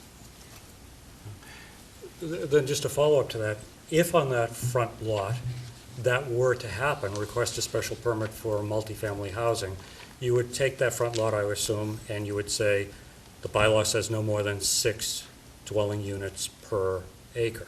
Right. Okay, so if you did that and you then built it up so that there were 6 dwelling units per acre as well, and you then wanted to combine the lots, what would that leave you with? I would consider that we would then have the ability to take the back lot and add additional residential units in the rear. To get you to what number? 16. Okay. All right. Mr. Chairman, I have one more when you get I'm through. Thank you. Could you, is the front lot under a special permit already? No. No, it's not. So that 1988 special permit off the Warwick plan has That's a been... planning board site plan. Okay, thanks. Okay. Any other questions from board members? Sri, any questions? Okay. Thank you, Jeff. I'm going to turn to the public for their comments and questions. And we will start with those that are opposed. And again, many of you had the opportunity to testify before, so that if there's something new or something based on the new information, that would be very helpful than repeating what had been there before. So is there anyone that would like to speak in opposition?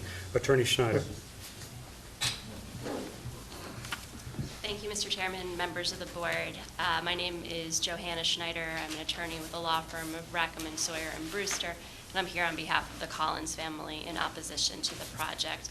With all due respect to the board, I'd like to start by expressing some concerns about the fairness of proceeding with this hearing tonight. The applicant had 2 months from the last hearing in order to prepare revised plans. Excuse me, but I'm going to interrupt you. I'm not going to entertain a discussion about the board's procedure. The board has a very clear procedure. If you feel that the board does not have enough information by the end of this evening to take action, and the board feels that, the board will consider a continuation. It's not totally under our control because the applicant, as you know, has a specific amount of time under Mass General Law. So with all due respect in return, I'm not going to entertain a discussion about whether or not we properly deferred this. I'm somewhat offended that you would think that this board is not being full and fair with its hearing. We're giving everyone an opportunity, and if there is a need and the applicant agrees, this board will continue to gather testimony. So I'd ask you kindly to move on to your concerns. Absolutely. Thank you. Mr. Chairman. There is a threshold legal question about the zoning relief that's being sought that I would like to ask to the board to consider. It's whether or not a variance is actually required for this project in addition to the special permit that's being sought. In the updated proposal, the applicant is providing a density calculation of, I believe, 4.6 units per acre, which they're claiming complies with the maximum as-of-right density of 6 units per acre. But this calculation, as the board has pointed out, relies on, as its denominator, the entire 2.61 acre site, which is comprised of both lots 8 and 9, and it does not take into account the existing development on lot 8. The way I look at this proposal, the way it really is we've got 12 new units proposed on lot 9, and this is twice the number of units that's permitted under the bylaw. With that in mind, I'd like to raise the issue of whether, in addition to a special permit that's being sought, a variance as to density might also be required. The other question I wanted to raise for the board's consideration is whether or not this is an affordable housing project. I guess we're looking for some clarity on how that's being defined. I think the applicant previously has described this project as market affordable, and I'm not really sure what that means. And then to add to the confusion, among the materials that were submitted last week are 18 pages of various articles about affordable housing. I believe that the bylaw defines affordable housing in reference to the implementing regulations for Chapter 40B. Is this a 40B project? I'm not under the impression that It is not a 40B project, and there is no definition in our zoning bylaw as to market affordable. Right. So I guess the question is this an affordable housing project or is it not? It was really just a question of clarification because we saw a lot of documentation coming in from the applicant trying to portray this as an affordable housing project, and we weren't sure where they were going with that. Okay, got it. And now I'd like to, Bob Daler is here on behalf of the Collins family as well to discuss some of the more specific issues with the revised proposal. That would be fine. Mr. Daler, welcome back.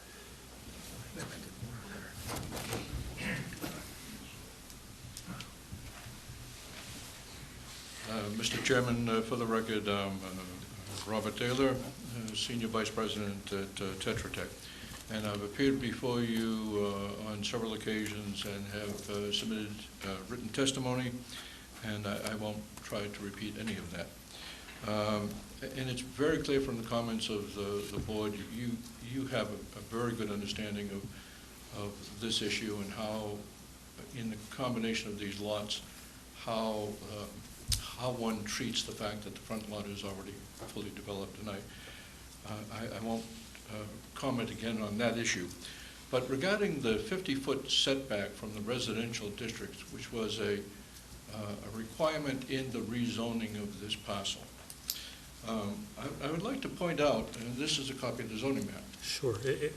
That, I don't know if there, Mr. Taylor, if there are any pins up there that you can use or not, if that makes it easier for you, or however you want to proceed, you go right ahead.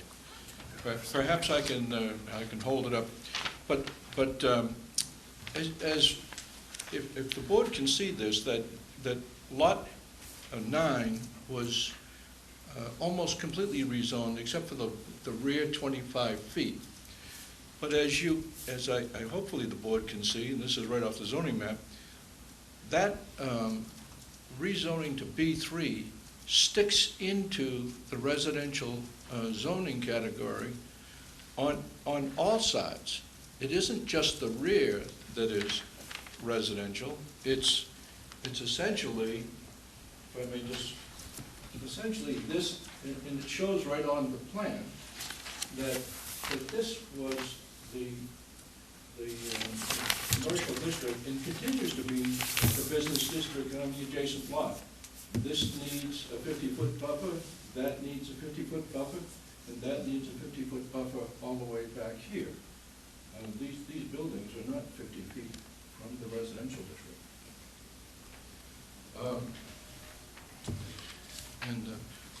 Taking off my zoning hat and putting on my engineering hat, I was struck by the information that was submitted from the Woods Hole group about sort of a very definitive conclusion that they drew from a very general input of superimposing the assessors maps over a USGS sheet, and they were able to discern that the front lot is tributable to Cedar Lake, and with the exception of one leaching structure for drainage, the rear lot only goes to Magansett and bypasses the lake. I don't have anything more definitive, since there's no soils testing, there's no groundwater monitoring, there's nothing definitive, but that's a very definitive conclusion to pull from a very large-scale USGS sheet. But having said that, that doesn't take away from their conclusions that if in fact it were only tributary to Magansett Harbor, there is no nitrogen treatment proposed in the septic system. This is a conventional septic system. The Presby distribution system is really a very good system, but it's not doing nitrogen or phosphorus removal. So if they were exactly correct that the front hits Cedar Lake, the rear bypasses it, it still puts an untreated nitrogen load into a nitrogen-limited sensitive waters Magansett Harbor. There is nitrogen treatment capabilities that fit in septic. Well, they're a modified septic system, but there are several approved rates. There is phosphorus removal, but I don't know of a phosphorus retrofit for septic systems, because phosphorus removal in conventional advanced treatment is done through chemical adjustment of the pH, and you end up with a sludge that needs to be removed. I don't think those systems are available in very small systems, that is, systems that are 2,000 or 3,000 gallons. But certainly nitrogen removal is possible, and even if Woods Hole is exactly right, it's going to a very sensitive nitrogen-limited water.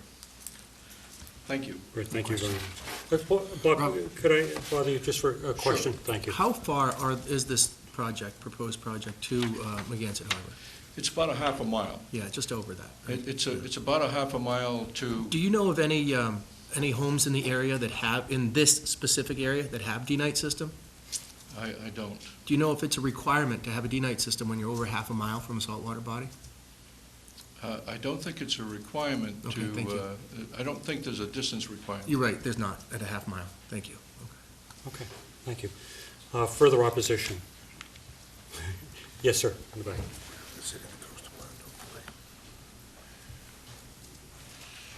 Paul O'Sullivan, Ellen Plain Road. Welcome back.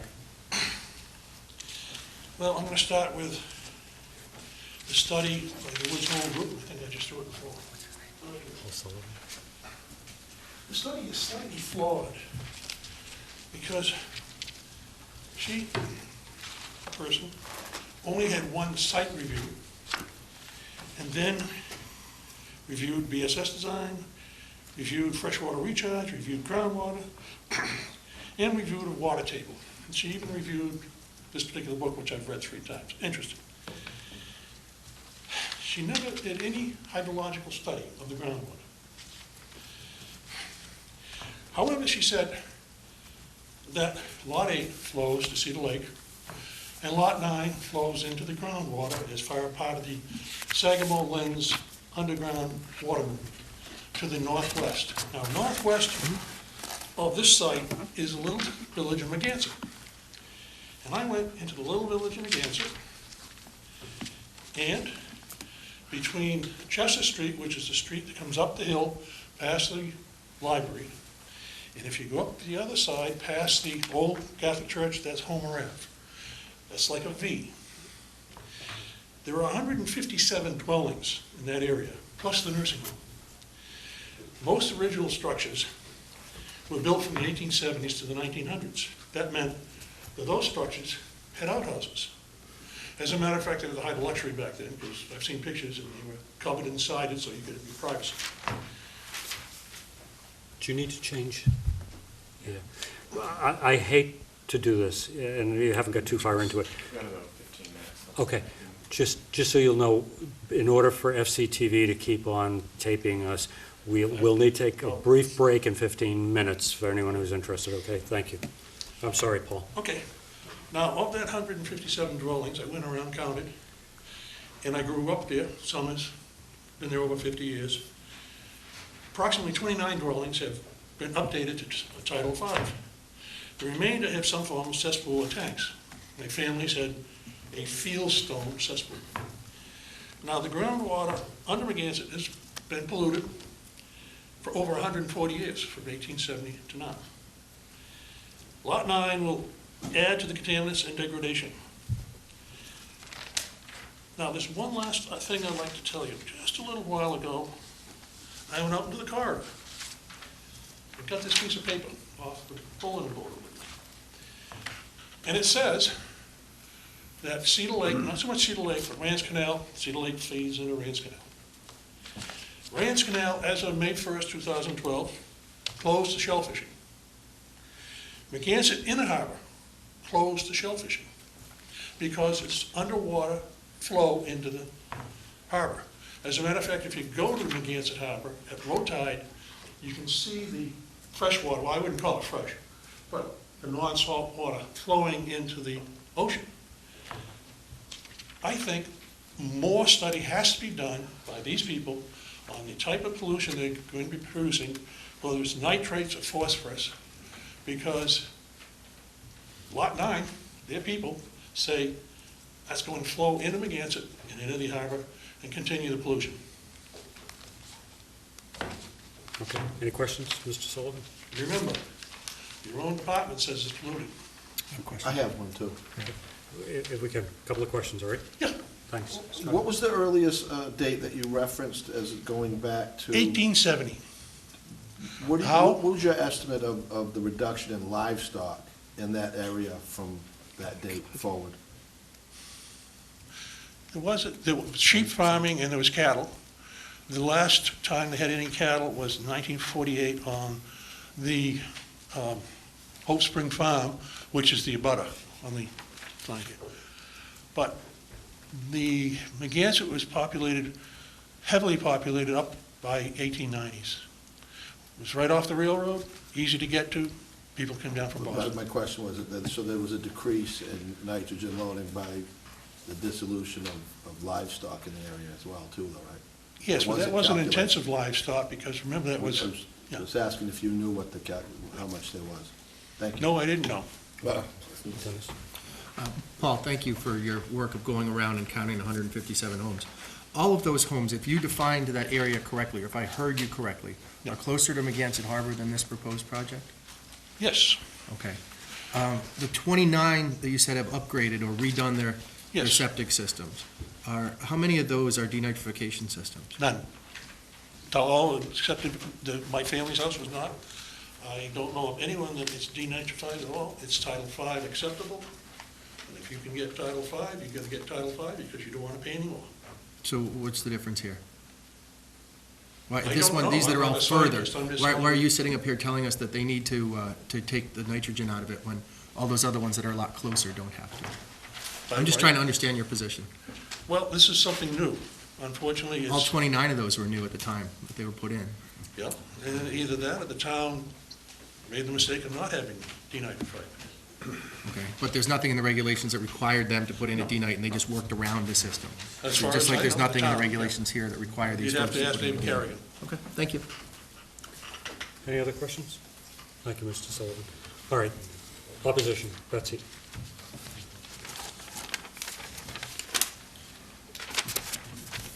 And again, welcome back. Hi, my name's Betsy Davis. I'm from North Falmouth. I'm in opposition to this project, and I'd like to talk about the study that was done by Woods Hole Center. There is information in that letter that talks about this, the leaching field going around to, not draining into Cedar Lake, but it doesn't, but the letter specifically says that stormwater would potentially impact Cedar Lake from the, this lot, right here, the front lot. And Cedar Lake is eutrophied. There's a problem with nutrients, and just because it's fresh water, it's so close to flowing into Rand's Canal that both total nitrogen and phosphorus, total phosphorus, are impacting that water body. Megansett Harbor has just recently been put on the Massachusetts 303D list, the proposed 303D list as being impaired, and Squatick Harbor. And and it is just the proposed list, it isn't final yet, but, and the cause of the pollutant of concern are nutrients. So I think any further building in this area is going to cause pollution to water bodies there. It's fairly, yes, we have Title V, those are the regulations, but if you drive around in July and August, Title V isn't working. You know, the water bodies in Falmouth are polluted, and they're polluted from nitrogen, or from nitrogen and phosphorus, from nutrient loading. Additional building, just meeting regulations for Title V is not going to solve the problem. And also, this project is not addressing stormwater runoff, which is also a significant source of nutrient loading to a water body. And also the letter in the file also references stormwater runoff possibly being a problem to Cedar Lake. So I would ask the board to look at that as well. Maybe some questions, Betsy, anything? I have a quick one, Betsy. You're saying any additional building. Are you saying any additional building at any density? In essence, there should be a moratorium in building in this neighborhood? Well, I think they're you know, in a perfect world, you know, that would be my opinion. However, I suppose an alternative to that would be putting in systems, either small wastewater treatment plants that address nutrient loading, or septic systems. Now, I don't know a lot about septic systems, and I don't know if you can treat them for phosphorus or not, but, I mean, that's what's going to help the water bodies. You cannot continue to add, cannot continue to load water bodies with nutrients and expect to clean up the water. That's not going to happen. Thank you. All right, let me just check. Jeff, are you ready to change that disc? So,